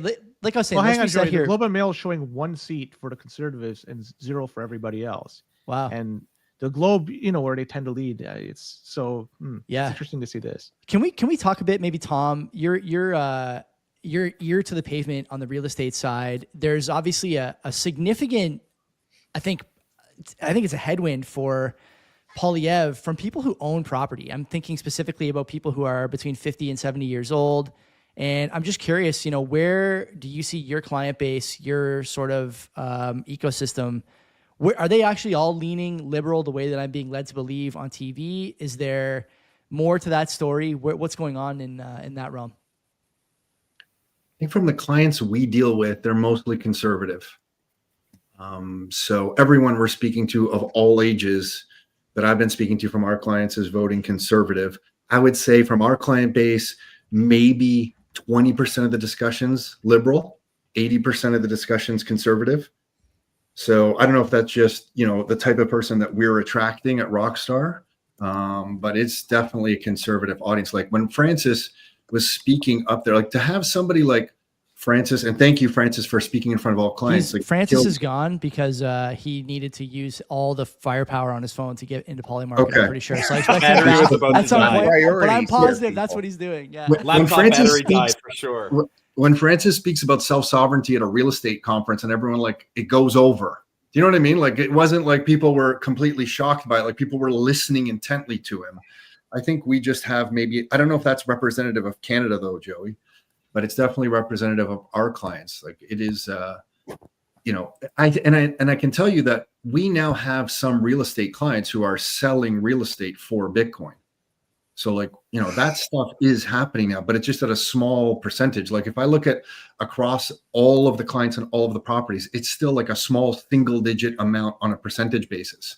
But you finally have some people in the real estate world here in Canada saying, okay, I'm not going to buy another investment property, or I'm going to sell an investment property for Bitcoin. And then then it's graduating past that. We now have some clients who are saying, wait a second, maybe I can use some of the real estate I have that I wasn't planning to sell ever, but can I tap into something on that property, refinance it, get a line of credit against that property, and use that line of credit to acquire some Bitcoin? And I can tell you just 6 months ago, we never had that discussion. The discussion was simply, do I, buy Bitcoin or buy real estate? And now all of a sudden, Bitcoin is intermingling itself into the real estate conversation to the point that people are trying to figure out refinance strategies and creative ways to hold real estate and also acquire more Bitcoin. So you can see the landscape's changing. Yeah, I mean, I know you guys have a predominantly conservative client base. The reason I ask is because I think a lot of people frame this election to be between boomers and younger voters. There's something to that, don't get me wrong. But I think there's also, the gap really is not quite on the age fault line. I think it's on the asset fault line. I think when I look at what I've seen from my friends, the have-nots, I hate calling them that because it's really not fair. And in a lot of cases, I don't even think it's their fault that they're in that situation. But the have-nots are voting for a party they think that will give them a chance. And Carney has been doing a good job framing it like that, even though if you look at polling, Canadians who make over $120,000 are voting for Mark Carney at a 65-35 clip. I think it may be higher than that as you increase the earnings. And down at 100,000, I think it's I think last I saw it was like 58%. So the people who think they're voting with the common man are actually voting with the wealthy, and the people who want sort of a stronger country, vote for change, bring it home, are actually voting with middle to low income earners who have, like I've mentioned many times on this show, taken the brunt of the bad policy decisions from the last 10 years. I'll note in the private chat for the stream is turning into a gambling dialogue, and actually it's in the regular chat too. So Polymarket now has Pierre at 43%. People saying, people in the chat saying you don't care about Polymarket. I would just suggest that you maybe should a little bit. And like we talked about earlier, if you're just getting here, the reason Polymarket is flipping is because typically the East Coast goes red, and right now it's not going red. It's a bit of a split. Len is shaking his head. Talking. No, about it doesn't typically. It can go half and half, right? Like it just when I noted earlier when in 2015 it went all red, that just was the beginning of the red wave, and then they were able to parlay that into a liberal majority. But it's not. You can't go saying that it's typically red. It could be half and half, and in fact. Sorry, go ahead. Sorry, I interrupted. I think what we see on Polymarket, because I just tweeted, where have I seen this pattern before? So it's almost like everyone takes the polls with a grain of salt, and I think we could all agree the polls were sort of lopsided to the liberal side for whatever reason. Methodology, only boomers, who have rotary dial phones were around to answer the polls, whatever. But on election night, when the results start to come in, is when reality asserts itself. and that's when you see these really hard shifts, like reversals in the odds, and you just see the betting lines just go vertical up and vertical down when the poly market, which was never really an accurate market leading up to the event, when the event starts to play out, it sort of takes away that arbitrage almost instantly. Like, and that's why you see those vertical lines. So it's sort of like, oh, everybody's wrong-footed on this bet for whatever reason, and now we're starting to see what the reality is, and you see the lines move vertically. That's what I think is going to happen. I think that's true as well. I'll note that earlier today, the market depth on that prime minister bet on poly market was about 60 million. It's up at 80 million now. So that market's seen significant growth, probably just in the last, 12 hours. You can make the case it's been in the last 2 hours, judging by the movement, but I'm not sure exactly how long that change took. I also bookmarked a tweet that someone had made a very big bet on the Canadian dollar about 90 minutes ago. I saw that, Mark. Yeah. Yeah. And it was like, okay. On the long side? Pardon me? On the long side? Yeah. Interesting. They're like billions of dollars. Well, that's a bet for Poilievre. For sure. Yeah. Interesting. Because if you're in the know and you're betting on the dollar and you think Carney's going to win, you're gonna go short. Yeah. Maybe not short term, but send it to me in the chat, Mark. We'll put it up. Brad, I see you're working the lines there. I'll put it in the public chat. I'm waiting for the Brad Mills bomb. What's going on in your circles there, Brad? What's up on the horn? Well, I was actually are you just scrolling fitness Instagram accounts, or are you actually talking about election stuff with your friends? Yeah, I was just checking my macros for tomorrow. I was just looking forward to another salad with plain chicken and no salt for my cut. But no, I was just sending out some messages, but also scrolling people that I follow on online. But I mean, it's apparently the results are promising for the Conservatives, because Stephen Taylor posted that the Conservatives are ahead of the majority victory that they got in 2011 with the East Coast results by like 3 seats or something like that already. So he's excited, but unfortunately for my friends and family in Cape Breton, it looks like it's still going more towards liberals, and that's not going to be very good if there's a liberal government in Cape Breton, a conservative government provincially, and a conservative government federally. I mean, what are they doing there? I just too much CBC, that's for sure, and too much. I don't know what else there would be. There's too many old people, really. That's what it is. Cape Breton is a lot of this brain drain. Like, a lot of people have left the island. Unemployment, it's horrible there. The economic situation's terrible. Unemployment in Cape Breton is twice as high as the national average.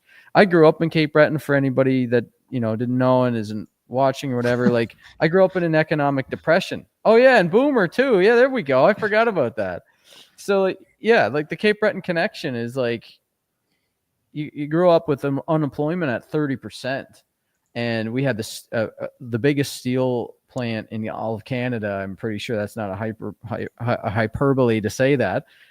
We provided a lot of coal, a lot of steel, and industry just decimated. Industry left, and people just, the age demographics get older and older, and then there's this fear that even though Pierre came out with all these great policies for seniors, like he's not going to touch the retirement age, he's going to leave it at 65. He's going to allow seniors to earn an extra $10,000 tax-free. There was another policy too, but just the fear-mongering from the CBC and like the generational trauma of Tory times are tough times. Just, people get born into a team, like a hockey team, and then they just can't leave it. So that's what's going on in Cape Breton, I think, unfortunately. Anna did a lot of work. She knocked on 17,000 doors, and the majority of the support that she came across was for Conservative. So right now it looks like 40 of 211. So, 20% of the polls reporting, and the Liberal is up by 500 votes. So not sure Can you they're just going to be repeat able to eke something? this one out. You were saying that they're doing better now than they were at the same time in 2011. Is that correct? That's what Stephen Taylor said on Twitter. So I just got to give some context here. In 2011, obviously, the Conservatives formed a majority government, and they did so without winning the province of Quebec. It's the general consensus is always to win majority government, you have to win both Ontario and Quebec, and they did not do that with they only won Ontario and not Quebec. Just a little more flavor for this story. The Liberal Party is running an Anglophone candidate. The last time the Quebec voted a Anglophone candidate in was Lester B. Pearson.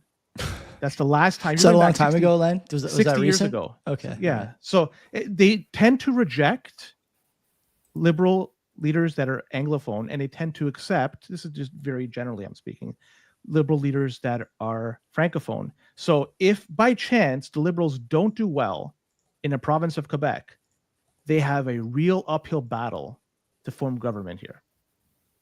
I think the Bloc's going to be really strong in Quebec. Same. Really Yeah. strong. Yep. Yeah, totally. Like, Blanchet is pretty popular, man, and he speaks. I don't know if you guys watched the French debates. Probably not. But I he did. Was, I found that he was pretty solid, and that's the other thing that marked the kind of like polling trend where a Carney like surge. That like those votes were coming mostly from the Bloc. I think I haven't done like a thorough analysis, but like the Bloc's numbers went really, really down, and I think we're going to know the results of the election pretty early on, because if the Bloc goes back to their polling of like 4 months ago, Carney's cooked basically, because like I don't know how many seats he got from the Bloc in the projections. I'm trying to figure that out, but I think it was a lot. And they were saying like to your 20 point, seats Len, to the Bloc, 20 to 30 seats was the projection. yeah. And like, Trudeau was really well liked. Still, after all of the 10 years of garbage, he still was pretty well liked in Quebec. Obviously because he's like a real Quebecer. He's not just like a francophone, like he's not just like a Canadian guy who speaks like good French. He's a proper Quebecer, so he was still pretty well liked. So him leaving definitely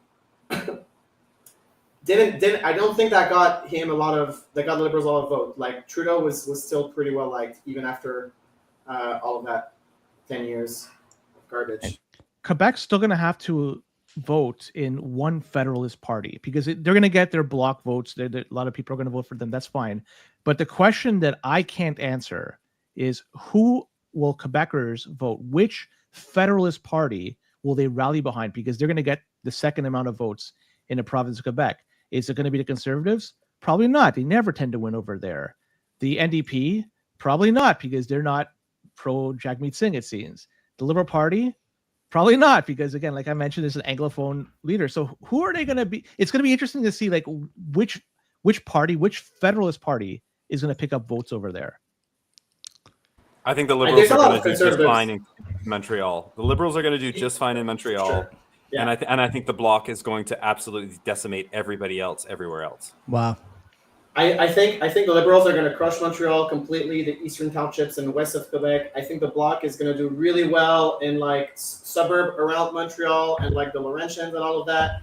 And I think the Conservatives are going to do well in the Quebec City area and both. Like the last time I went to Quebec City was like a couple weeks ago, and I realized how fucking based Quebec City and like the surrounding area is. It's really a stark contrast to Montreal. Restaurants have guns on their walls, and there's a huge gun culture, and these guys are super based. Maxime Bernier's writing is in. Maxime Bernier, he almost won his writing like 4 years ago. Like, really? I don't know how much he got. You remember how much he got? Like, I think he got like 35% or something, 30%. Like, he was really, really popular in the Beauce area. I'm really curious to see like what was his score.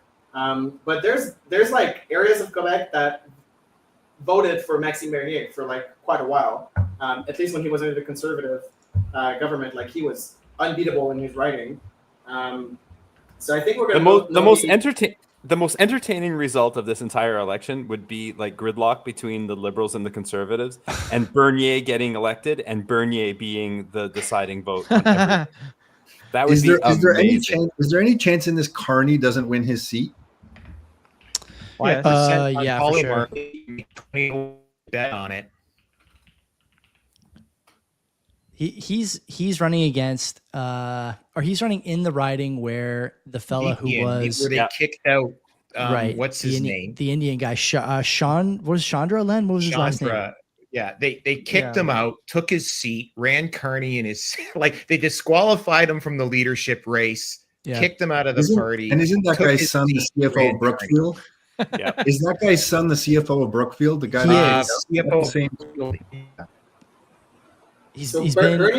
Bernie got 18% in his riding last election. But the one before that, he got 28%, and the winner got 38%. So it was 6,000 vote difference between him and the winner. That was in 2019. So that was the closest election he had when he was leader of the People's Party. I was in Carney's riding last week. Like I spent a couple of days there. I just had some stuff to do. And there are a lot of conservative signs. Wow. I saw almost as many conservative signs as I saw Carney signs. Yeah, what's her name? Really? She's an ex-cop, right? And she's popular here. She's okay, popular. So it looks like that. Like when you watch her online, it looks like she has support. Yeah, she's popular. And then I wonder how many police union, the Ottawa Police Union endorsed Barbara recently, just a couple days ago. Yeah, I'm looking at the times some of these other polls close. Do they all close at 8 p.m. local time? Is that the or is it 9 p.m.? 9:30 over here in Ontario. 9:30 here, 7 p.m. in like BC, for instance. So it's staggered, where they all kind of close around the same time, but locally different times. I'm just trying to look at so Polymarket now showing Poilievre at 31%. So a bit of a dip here from where he was half an hour ago. Buy the dip, right? Maybe, yeah. I mean, I'm curious though. There. Are the NDP going to get official party status? 12 seats is what they need here to get official party status. I doubt it. It's so high risk that I think a lot of people are voting strategically this time around. I expect Greens to get wiped out, New Democrats to get wiped out. I don't think Elizabeth May or Jagmeet Singh are going to win their own seat. And I don't expect Bernier or any of these other parties to get any traction, like even less than they usually get, because people are too worried. They're not gonna vote, quote unquote, with their heart, right? Whatever the terminology is, they're gonna vote for or against the person they don't like, and that's really all it boils down to. And Singh and May and these other people they're irrelevant. They've always been irrelevant, but they're even more relevant now. You know, we've always touted ourselves to having multiple parties here in Canada and all that shit, but the reality is, it's a two-party system. Only two parties have ever governed Canada. And here it is. Only two are ever going to have a chance to govern, at least for the foreseeable future. Yeah. Let's talk a bit about Ontario. Those polls close in about an hour. We're not going to still be here in an hour, obviously. But I want to hear what you guys think about what's going on in Ontario, maybe as a second or last topic. Ford comes out against Poilievre in a major way. Obviously, Poilievre's campaign run by Ford's former campaign manager, Jenny Byrne.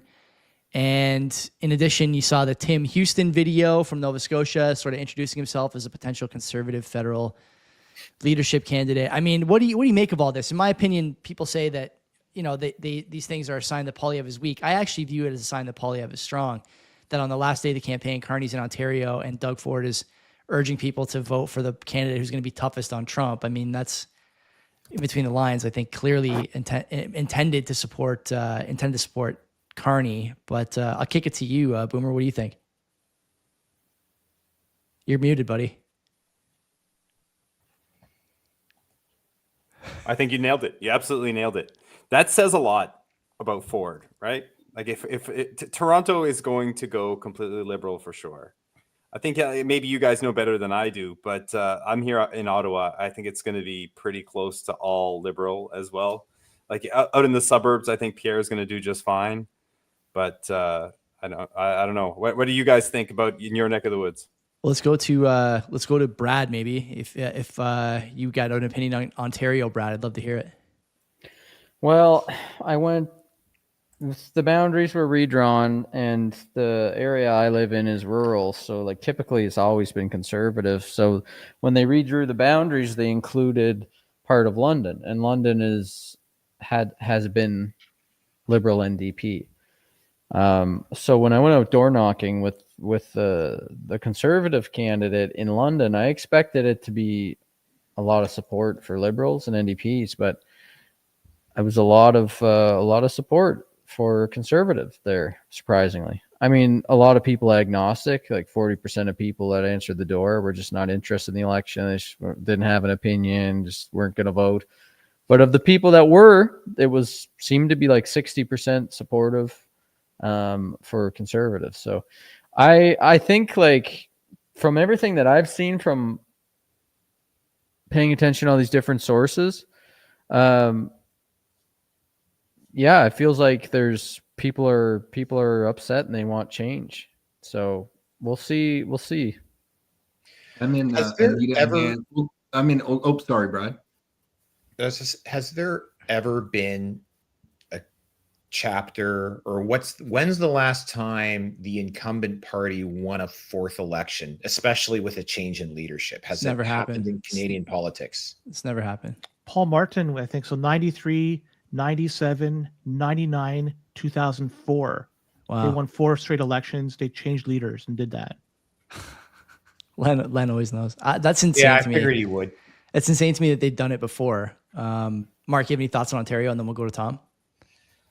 I am forecasting an upset in Ontario, and I'm hoping for a blue wave. I'm seeing at first, like about 30 days ago, I was seeing blue signs everywhere. I live in Etobicoke. I'm on the outskirts of the suburbs of Toronto. Toronto's a liberal city, but I was seeing a lot of blue. Now I'm seeing more red, but I'm seeing more grassroots initiatives for the Conservatives. I think Etobicoke Shore, which is just south of me, is going to flip blue. And I think my riding, I mean, the polls have it practically marked safe for Yvonne Baker, but I think we have a really good shot at flipping Etobicoke Center. I know our candidate, Ted Oppitz, actually sent out invites to his victory party yesterday. So, it's a little ballsy, but we'll see. And as for what's going on in downtown Toronto, Parkdale High Park will probably go Liberal. Rosedale, I don't know. There's Kirstia Freeland. That's where she's running, isn't it? Yeah. I mean, could you see her getting tossed out just because everybody's I don't so know. pissed? I don't know, but I'm looking at, for people listening on X, looking at Sean Fraser's riding, Liberal Golden Boy. That lead is growing now. He's down about 4%. That might be insurmountable. I'm not sure, how many more votes they have to count, but 4 or 5% this late in the game, not usually something that's easily overcome. Brad, do you know anything about this Conservative candidate in Central Nova? No, I don't. It's too bad. I only know the one. Let's go to Tom, Ontario. What do you think? I'm in Anita Anand's riding, Oakville East, and I was shocked when she won last time. But I have the most unscientific kind of analysis is that when you look at Ron Chinzer, who's out here in my riding, he is always on social media. He always has volunteers. They're always door knocking. They came by my house twice. And then when you see her social media, she has Jean Chrétien out like last week or a few days ago. It was zoomed in, so there was like 3 people in the picture. And then when Pierre came here, 2 days ago now? Yesterday, 2 days ago? Mm-hmm. He had like 4,000 or 5,000 people out here in Oakville at the rally. So I don't know. I feel like this is going to flip blue, even though everything I was reading is that she's projected to win in all the traditional polls. I think people in Oakville are so fed up with crime. Like on my street, there's a car being stolen. It feels like every other day. Wow. And Ron is like really going on the anti-crime crusade, being tough on crime. And she's not bringing it up at all. So I think people are fed up here and they're going to vote blue. But I mean, it's just what I'm speaking to kind of on the streets. There are still liberal signs around, obviously, but I don't know, it just feels like there's a grassroots movement for Conservatives to take out Anita here in Oakville East. Yeah, fewer and fewer. Francis, Ontario, any thoughts? Is he frozen? Might be frozen. I don't know. He might- There he goes. Oh, there he is. He's got to unmute though. Yeah, no, I was looking at the results rolling in for Quebec, but it's just one. I don't really think about Ontario that much, to be perfectly honest. So I'll say no. Hey, if you don't have to, don't. Right? That's a quality of life issue right there. Yeah. My heart is in Quebec and my head is in Alberta right now. So we're To be still honest, waiting. it's common for like Quebecers, like you name like Etobicoke and like Mississauga, and like I have no idea what those places are. You know what I mean? Like I discovered what Brampton was like when I went to see you, Tom. Like I discovered Ontario geography for like the first time. And Quebecers, it's just like how we are. Like we don't really learn about Canadian history in school. Also, we just learn, we know everything about Quebec history, but not so much about the rest of Canada. That's funny. Did you know that there's more seats in 416 and 905 than there are in the entirety of Alberta, Saskatchewan, and Manitoba combined? Ridiculous. That just goes to show you, and this is done by population, of course. That's They're not crazy. purposely trying to put more MPs here. It's just that just shows you how populated is 416 and 905. Winning that is a huge gain. And it's not one party is going to win it all. There's going to be a little bit here, a little bit there. But the NDP is going to get absolutely slaughtered here. The only place the NDP is going to have any hope of winning any seats here is going to be in the downtown core. That's it. Everywhere else they'll get shut out. But I just want to say a few things. Number one, Oakville. Oakville's now split into two ridings. Before it was always one riding. So it just goes to show you a lot of people are moving into Oakville. They had to split into two. Whatever party was voted in Oakville won the federal election. Mhm. Yeah, It's been like this for years. So I don't know. Take that for what it's worth. So Etobicoke Lakeshore definitely could flip. Etobicoke Center definitely could. Ted has been around for a while. His name has been out there. You could definitely carry that into victory.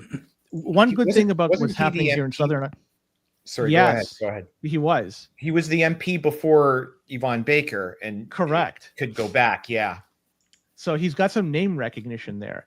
Then on top of that, at least in my neck of the woods in 905, the weather's good. This is something to consider because when weather is shit, it's harder to get people to come out and vote. It's harder to mobilize. When the weather is good, it's easier to do that. So that's going to make it potentially for a lot of people to come out and vote and then just ramp up the voter turnout as a result. Then another thing I just want to mention too, actually two more things. Evan Solomon, Toronto Center. I'm fucking curious to see what's the result of that one because Same. they just parachuted him in. He'll probably win because the only other candidate could probably give him some threat would be the NDP candidate, but they're probably not going to win it. The And Liberals just the need an last- art curator. They need a hookup. They So have one that's- now. At least They have one. At least Yeah.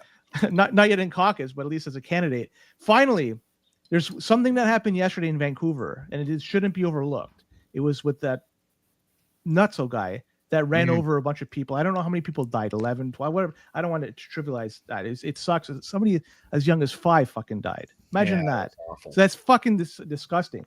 But this is reminiscent of what happened in 2006 election where the Conservatives won. And the Liberals were leading in that election. It was a very long election that took place over the winter, over Christmas. And the Liberals were leading for the majority of that election. But the one thing that flipped it, there was a shooting in the Boxing Day shooting in the Eaton Center. And that was just a leftover of the Summer of the Gun. And Jane Kreba, a 15-year-old, fucking died as a result of that. And people looked at Stephen Harper as somebody out there that may be tough on crime, and this shit wouldn't happen again moving forward. And that was the trigger point that made the Conservatives get just over the hump to form a minority government. Now, what happened in Vancouver, I'm wondering if people are going to look out there and say, all this mental health shit, it may be a result of the people that are currently in power. And it may be the trigger point over there that maybe change people's opinions on who they're going to vote for. This is something that it changes people's lives. And it happens so close to Election Day. This could have an impact. What should the most important topic for the Canadian voter be? I think for us, it's stuff like government interference, and you just want, soft touch, if any touch at all, from Ottawa when it comes to your assets, when it comes to your economy, and sort of your ability to earn and enjoy a free life, whatever that means. What should the I think it should be better roll up the rim to win odds. Interesting. Yeah, I hadn't heard that on the campaign trail, but yeah. Also, I want to bring Like, back how physical roll. I think demoralizing it's it to rigged be otherwise. Sorry, try again. Like, come on. with inflation, you're gonna hit that 5 times a day. Sorry, try again. Brad's cutting in and out. Big Tim Hortons, Big Coffee is out to get him. Yes. Look out for Big Bean, Brad. They're at your door. I'm curious. What do you guys think for the average Canadian? What is the most important thing for them? I mean, it's Trump, obviously, but what should it be? What should Canadians Inflation. be thinking about? Inflation, Cost of living, yeah? cost of living, inflation, Okay, Len, what do you housing got? as well. Lop housing in with that. Yeah, Yeah, it's everything that has ties to the economy, inflation, housing, jobs, shit like that, because that's the driving factor right now. Things are way different than they were 5 years ago, let alone 10 years ago. And that's going to be the thing that's chief on people's minds. yeah, okay. Brad, most important thing for Canadians, what should it be? Oh, financial literacy. They don't have enough Bitcoin. Fair, good point. If you ask me what the most important thing for Canadians should be, I think honestly that it's probably immigration, and I think immigration is the top of funnel thing for stuff like crime, top of funnel thing for stuff like housing, top of funnel thing for stuff like employment. That's not always a popular thing to say, but it's hard to deny that at this point. Mark, what do you think? What should the most important thing for Canadians be in this election? Net zero technocracy. Oh fuck. Technocracy. Net zero technocracy. I mean, like, that's not that we want it. Like, that's the number one issue. Carney Okay. gets in. We're going net zero. You will own nothing and be happy. We will have personal carbon footprint quotas, CBDCs, the whole 9 yards. Of course, Bitcoin is the antidote to that. But to me, that's my top of mind issue. And no one really, they'll just give you a blank stare when you try to explain that to them. So. Yeah. Tom and then Francis. And then I'm going to ask maybe one more question. We'll do your closing thoughts. Then we'll get out of here and we can go sit in front of our boob tubes and watch the election results roll in. Tom, most important thing, what should it be? Jobs. Like, you got to go to the biggest employers, the small, you got to go to companies like Bull Bitcoin, say, hey, what do you guys need? How do you grow? They're not going to solve inflation. So one thing they can do is put in policies to attract jobs into this country, because when we have people working, we at least have a chance. But if you don't have jobs and the path we're on with the quality of jobs we have, like if I'm an entrepreneur and I have capital deploying this, look at me and my brother Nick with our business. Yeah. Why would I look across the country right now and decide to deploy more capital in this country? Like, it doesn't make any sense to me. So why would the government not be going to the entrepreneurs in the country saying, what do you need to bring in more jobs into this country? They're not going to solve inflation or do anything like that, but they can put in some policies to attract jobs, makes the tax incentives better for companies in certain industries. So to me, it would be jobs. Okay. Francis, what do you got? I mean, what people really care about is usually provincial issues. It's going to be healthcare, it's going to be education. A lot of it is going to be also be municipal issues like fucking fixing the traffic. That's like what the average person cares about. Like, I want good schools, I want to get good hospitals, and I want like no traffic. So that's why federal elections are a little weird, because most of the large issues like don't affect people that much. So the ones that do affect them, I think crime is number one. So crime, the criminal code is federal jurisdiction. And the one that I would like to focus on that nobody thinks about ever is constitutional matters and the relationship between the provinces and each other, and the provinces and the federal government. There's two things that if you look at like where the money comes from and like where the money flows, like a lot of it is federal health transfers and equalization payments, right? So tons of money is flowing. Like, why does Canada have a health government when health is a provincial issue, right? It's because the federal government's job is to manage the money for healthcare, like to tax and send it to people. There's no competition amongst the province. There's like a leveling down process with equalization and with health transfers. So what I would, and like almost no one talks about that except like Maxime Bernier. Maxime Bernier, on the outskirts of his policy is the idea of like a more decentralized confederation. But I think there's at least there's like 4 provinces that I think would kind of like go for a provincialist party, which advocates for a massive reduction of the federal state the case of Quebec, for example, be compensated by a massive increase in the provincial state. And in the case of Alberta, maybe it would be like, not so much of an increase, but, you have like Newfoundland, Quebec, Alberta, and Saskatchewan. Like these four provinces, I think would go for like a more provincialist party. I think the Confederation of Canada needs to be renegotiated. In fact, Quebec never signed it. So, I mean, it's kind of like a fake constitution and it's not actually enforced. But nobody really talks about that. But like, honestly, I think that the issue that people, because inflation is also not something that the Canadian government can solve that much, right? These macroeconomic trends, so there's not much that they can do on inflation. No matter how much we want to blame inflation on the government of Trudeau, there's inflation all over the world. It's like marginally more in Canada, but it's not. There's a Bank of International Settlement and global central banker cartel that your MP is not going to tackle for sure. So I think the number one, immigration is the other one, right? So immigration and crime. Like I think I would put an immediate moratorium on immigration, like starting tomorrow. Like start at all. I would start kind of follow Bernier's platform. Start with deportations immediately. Immediate moratorium, and in the case of the provinces, like Quebec has its own immigration ministry. It's the only province that has that. I think the provinces should have a say in deciding the selection of immigrants for sure.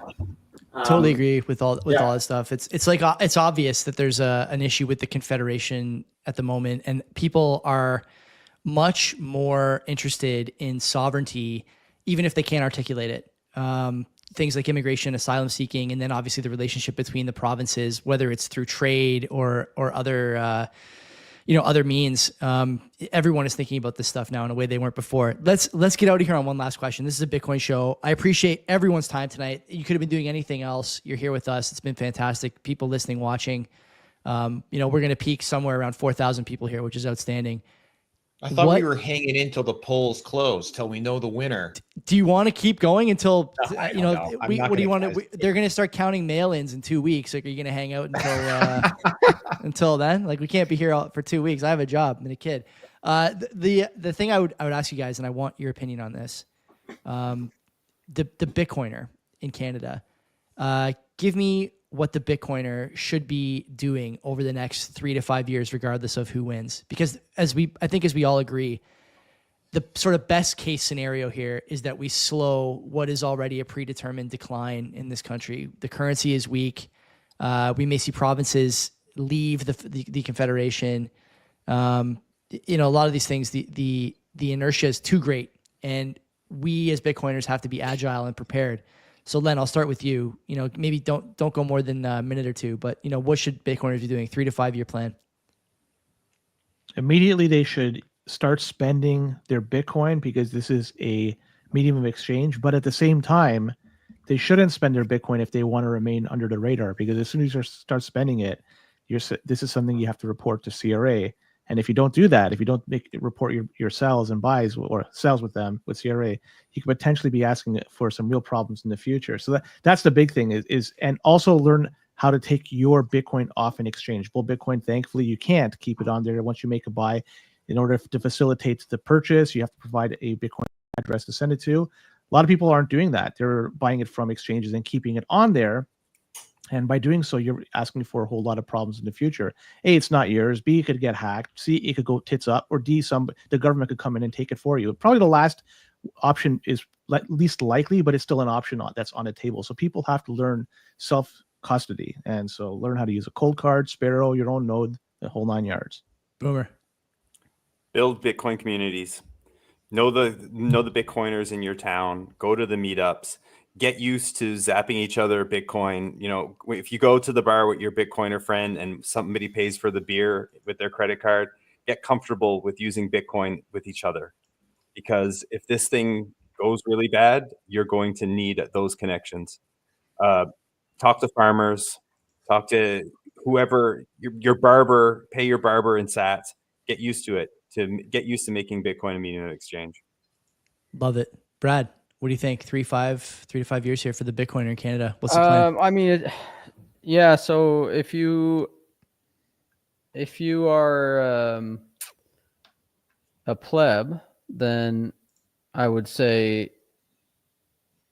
you got to just stack as much Bitcoin as you can. And if Carney wins this, then you don't want to be in Canadian dollars, as little Canadian dollars as possible. I would say if Pierre wins it, it's like going to be much better. Opportunities will be much better. Taxation will be much better. Free speech. But if Carney wins and you're not a pleb and you've got a lot of your net worth in Bitcoin, then you really got to kind of take this at a different calculation, and you should probably get a second passport. You should probably think about leaving. Canada is not far behind the United States in terms of like Ray Dalio's cycle. I don't know if anybody else subscribes to that or likes that theory of like the rise and the decline, similar to the fourth turning stuff. Canada's not too far behind the United States, but we don't have the privilege of a like strong military and the world's reserve currency and the global reserve asset, our bonds being a global reserve asset.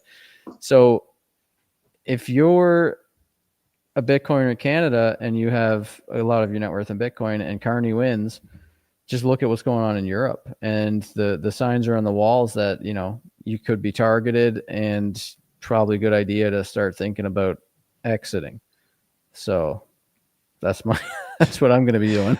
Bleak. Okay. Mark, can you out bleak that? Are we going to get some rainbows and sunshine here? Or are we going darker? No, not rainbows and sunshine. Sorry. I mean, even if Carney wins, the kind of Canada that we're going to get as a result will have its own opportunities, I'm sure. Like VPN companies will print money for the next few years and that sort of thing. But it's a combination. You could go tribal and you got to have a plan B, like Brad was saying. So what we have here is a tribe. Bitcoin is a tribe. And my thesis has always been like, we're in the decline of the nation state, right? We're going into a network. We're going decentralized. The nation state won't disappear, but it will have to compete for relevancy with other social and geopolitical constructs. And one of them is the tribe, right? The informal tribe. And that's what we are. That's what we're forming here. And that's what we're constantly adding nodes to.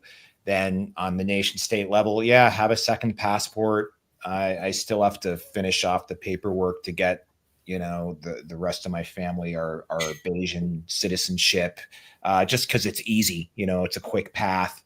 And aside from that, other than naturally stacking as many sats as possible, try to own businesses. If you don't own a business, start one on the side. If you have a side business, like start another one, and just cultivate as much optionality as possible in your life.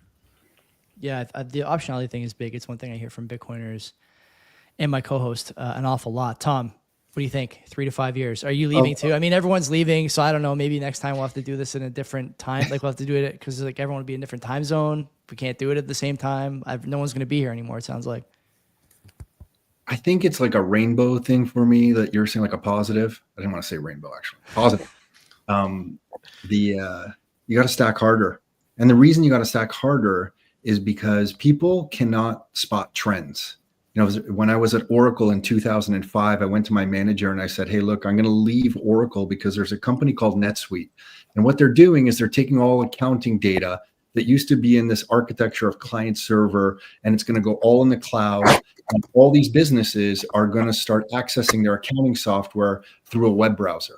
And in 2005, my manager, who was working with an American tech company, Oracle, a big database company, he turned to me and he said, Tom, no one in their right mind is going to put their accounting software, the very lifeblood of their business, into the internet. That's just not going to happen. I looked at him like he was crazy. I quit. I joined NetSuite. Within 2 years, NetSuite went public on the New York Stock Exchange for $1 billion. In 24 months after that guy made that comment. And I feel like everyone should stack harder because we're about to win huge. And no one sees it. Well, I think all of us kind of see it here, but the majority of Canadians don't see it. So to me, you should stack harder because there's a major trend change here. What the old system is dying. There's a new global monetary system that we all know about. and we get to participate in it, we get to own part of this thing, it's the most beautiful opportunity we're ever going to have in our lifetimes. Stack harder. Totally. Francis, take us home, buddy. 3 to 5. Man, everyone just said what I was going to say. So Mark made a really good point about the tribe. And I remember during the COVID trials, that's the one thing that I was really thinking about was I don't have a tribe here. I am alone in a sea. I am behind enemy lines, essentially. I'm alone in enemy territory. And I was not able to generate a tribe around me because of my geographical location. I was in the most communist part of Canada, right, which is like the plateau in Montreal, like the place which votes Marxist, essentially. So I left, right? But Mark also talked about optionality, which is the whole point of Bitcoin, really, in the era of the sovereign individual. This is what I was talking about at your conference, Tom. It's like Bitcoiners should cultivate optionality. So you essentially have two choices. Either you constitute your tribe where you are, like Boomer said, you can create a local meetup, orange pill your rancher, shake your rancher's hand, make sure that you are able to purchase what you need on a daily basis with Bitcoin. So that's going to be like your food, essentially. So make sure that you're able to buy food with Bitcoin and encourage your local economy. That can be a meetup or like they're doing in Calgary, like with the SAT market. But you should cultivate optionality in order to leave the country. And just like as a quick point, you don't need to actually have a second passport to leave Canada. You can keep your Canadian passport forever. It's totally fine. You don't need to pay. There's a lot of services out there that sell passports. Like a lot of these are scams. So if you're considering paying $250,000 to buy a passport, like don't. You can live in a bunch of countries on your Canadian passport. It's totally fine.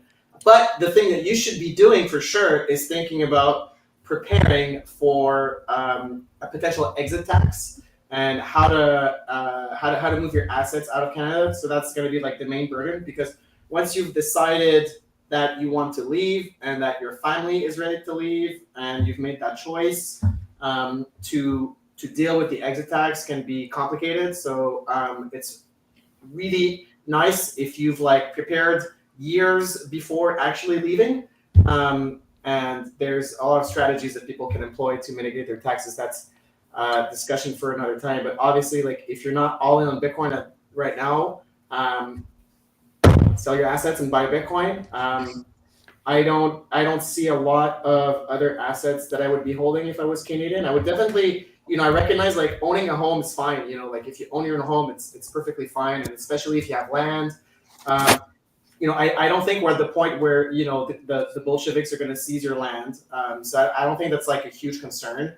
However, I definitely wouldn't have like 8 condos in like Toronto. Like that's not an investment I think is great. So if you have land, like especially like family land or like inherited land, like that's awesome. Good for you. Like don't sell your ancestors' land for Bitcoin right now if you don't plan on buying it back at least. You don't need to sell your family home necessarily. You will though if you want to, do the fiscal exit. But if you own anything else, I don't really see what I would be holding that's like not Bitcoin right now. And so just stack. And the comment about also having a cash flow producing business that's digital, that's remote. Again, Mark, I'm sure you've read The Sovereign Individual. It certainly sounds like it. But there's a lot of opportunities for people to make money with AI, encoding, online businesses. We vibe coded a coconut delivery company in like 6 hours over the weekend. Me and the co-founder of Bitcoin Jungle, which is my neighbor, just for fun. And with Instagram ads, and we did like 600 coconut sales for like the local dude. We're vibe coding a fish delivery platform right now. We're doing all sorts of funny, interesting little experiments on how to create these micro little businesses. There's a lot of opportunity for people to do that. So if you are stuck, if you're planning on your Canadian retirement fund money, and you own a condo downtown Toronto, just rethink your entire life. Like right now, if you didn't rethink your life, you had the opportunity to rethink your life during COVID. COVID was the moment to reinvent yourself from a normie NPC into a international pirate. If you didn't do it during COVID, that sucks. But it's not too late. It's actually not too late because you can still leave, right? So you can still leave. Like they're not blocking the exits. They will block the exits. So reinvent yourself. Take the Carney catastrophe as your second kind of like COVID event that you didn't take advantage of, and reinvent your life entirely. I love that. My advice for people is you'd be surprised the things you will realize if you can get to a 225-pound squat. So work on that and see what good things come. See what good fruit your tree starts to bear. Gentlemen, been outstanding. Thank you so much for your time, for Joey, your expertise. I want to just intervene quick because Sure. we have Francis here, and Francis, I want to put you in a spot if you don't mind, because boy. today the website is down under maintenance. Maybe you could give us some guide on what's going to happen in the future, because people are wondering what's going on with Bull Bitcoin website. Maybe you could just give us a little bit of a sneak preview of what's going to happen. Yeah, sure. So we announced it last week, but obviously nobody reads the emails. We were going to be down today. So long story short, we built a software between 2013 and 2025 that's been running. So like the Bull Bitcoin app that you've been using has been running for like 12 years. And, we took the dog in the back of the barn and we just shot it this morning. So we literally assassinated the old Bull Bitcoin platform. We've been working on the replacement for the Bull Bitcoin platform, which we internally call Bull Bitcoin 3, V3, but it's just a new Bull Bitcoin. So we spent about 4 years rewriting the entire Bull Bitcoin exchange from scratch. And right now, what's happening is we are migrating people's data from the old Bull Bitcoin app to the new Bull Bitcoin app. So that's why it's taking a really long time, because we're basically taking a snapshot of everybody's data, closing down the old one, migrating it to the new one, and then relaunching it probably in the next couple of hours. So the Bull Bitcoin engineers are still awake, still keeping an eye on the migration, and we're probably... That's what I've been doing all day, essentially just doing that. But I think we're probably like maybe a couple hours away from launching the new Bull Bitcoin. So this is like the new app that Europeans have been using since we launched in Europe.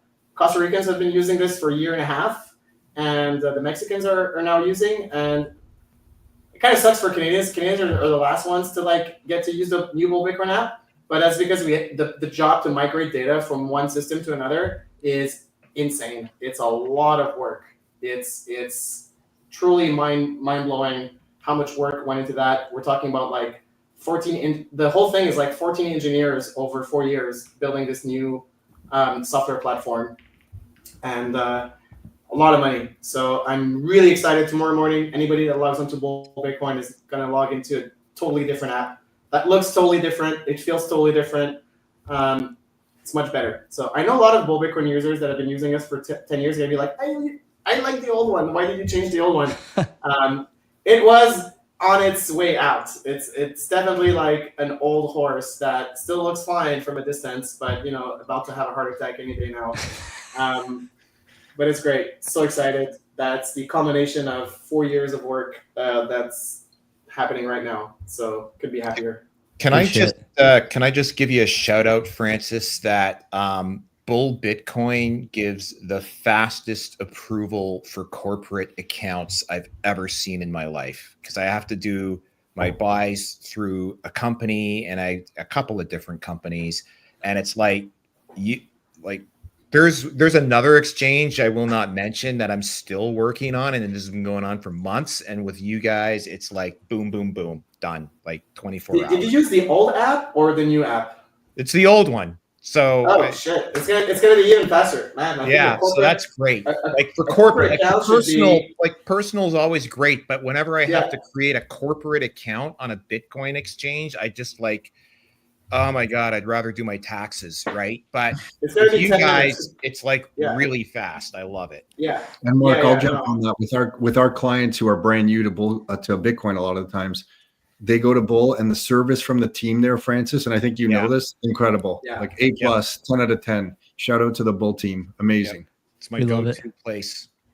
We love all the difference is we got local Canadian boys doing the customer service. We don't outsource that to AIs or to anybody abroad. So it makes a huge difference. And these guys, like a lot of you have met the Bull Bitcoin team, they're not They're not like random customer support agents. These are Bitcoin fanatics, and experts in They their are field. not. Yeah.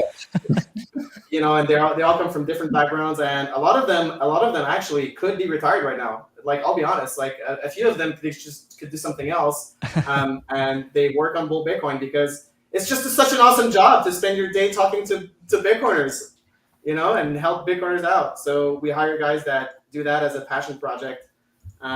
So thanks, guys. I really appreciate that. So tomorrow morning, I think none of you have seen the new Bull Bitcoin, I think, right? Have you seen the new Bull Bitcoin? I'm Trey? on it now. Yeah, You're on we're it on now? it. We're on it too. All right. Okay. Yeah. Tomorrow morning, everybody's going to be able to use it.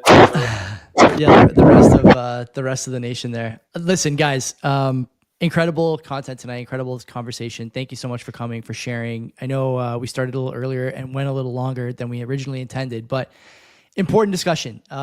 Elections are boring most of the time, which is how we should like them. But this one, I think, yeah, going to be it's going to be guiding the country during a turbulent period, and you want leadership that's both competent and willing to take a backseat to other competent people when the time is right. And so I thought it was good that we were able to get together. Anyways, everyone, thank you for listening, watching. We'll see you next time.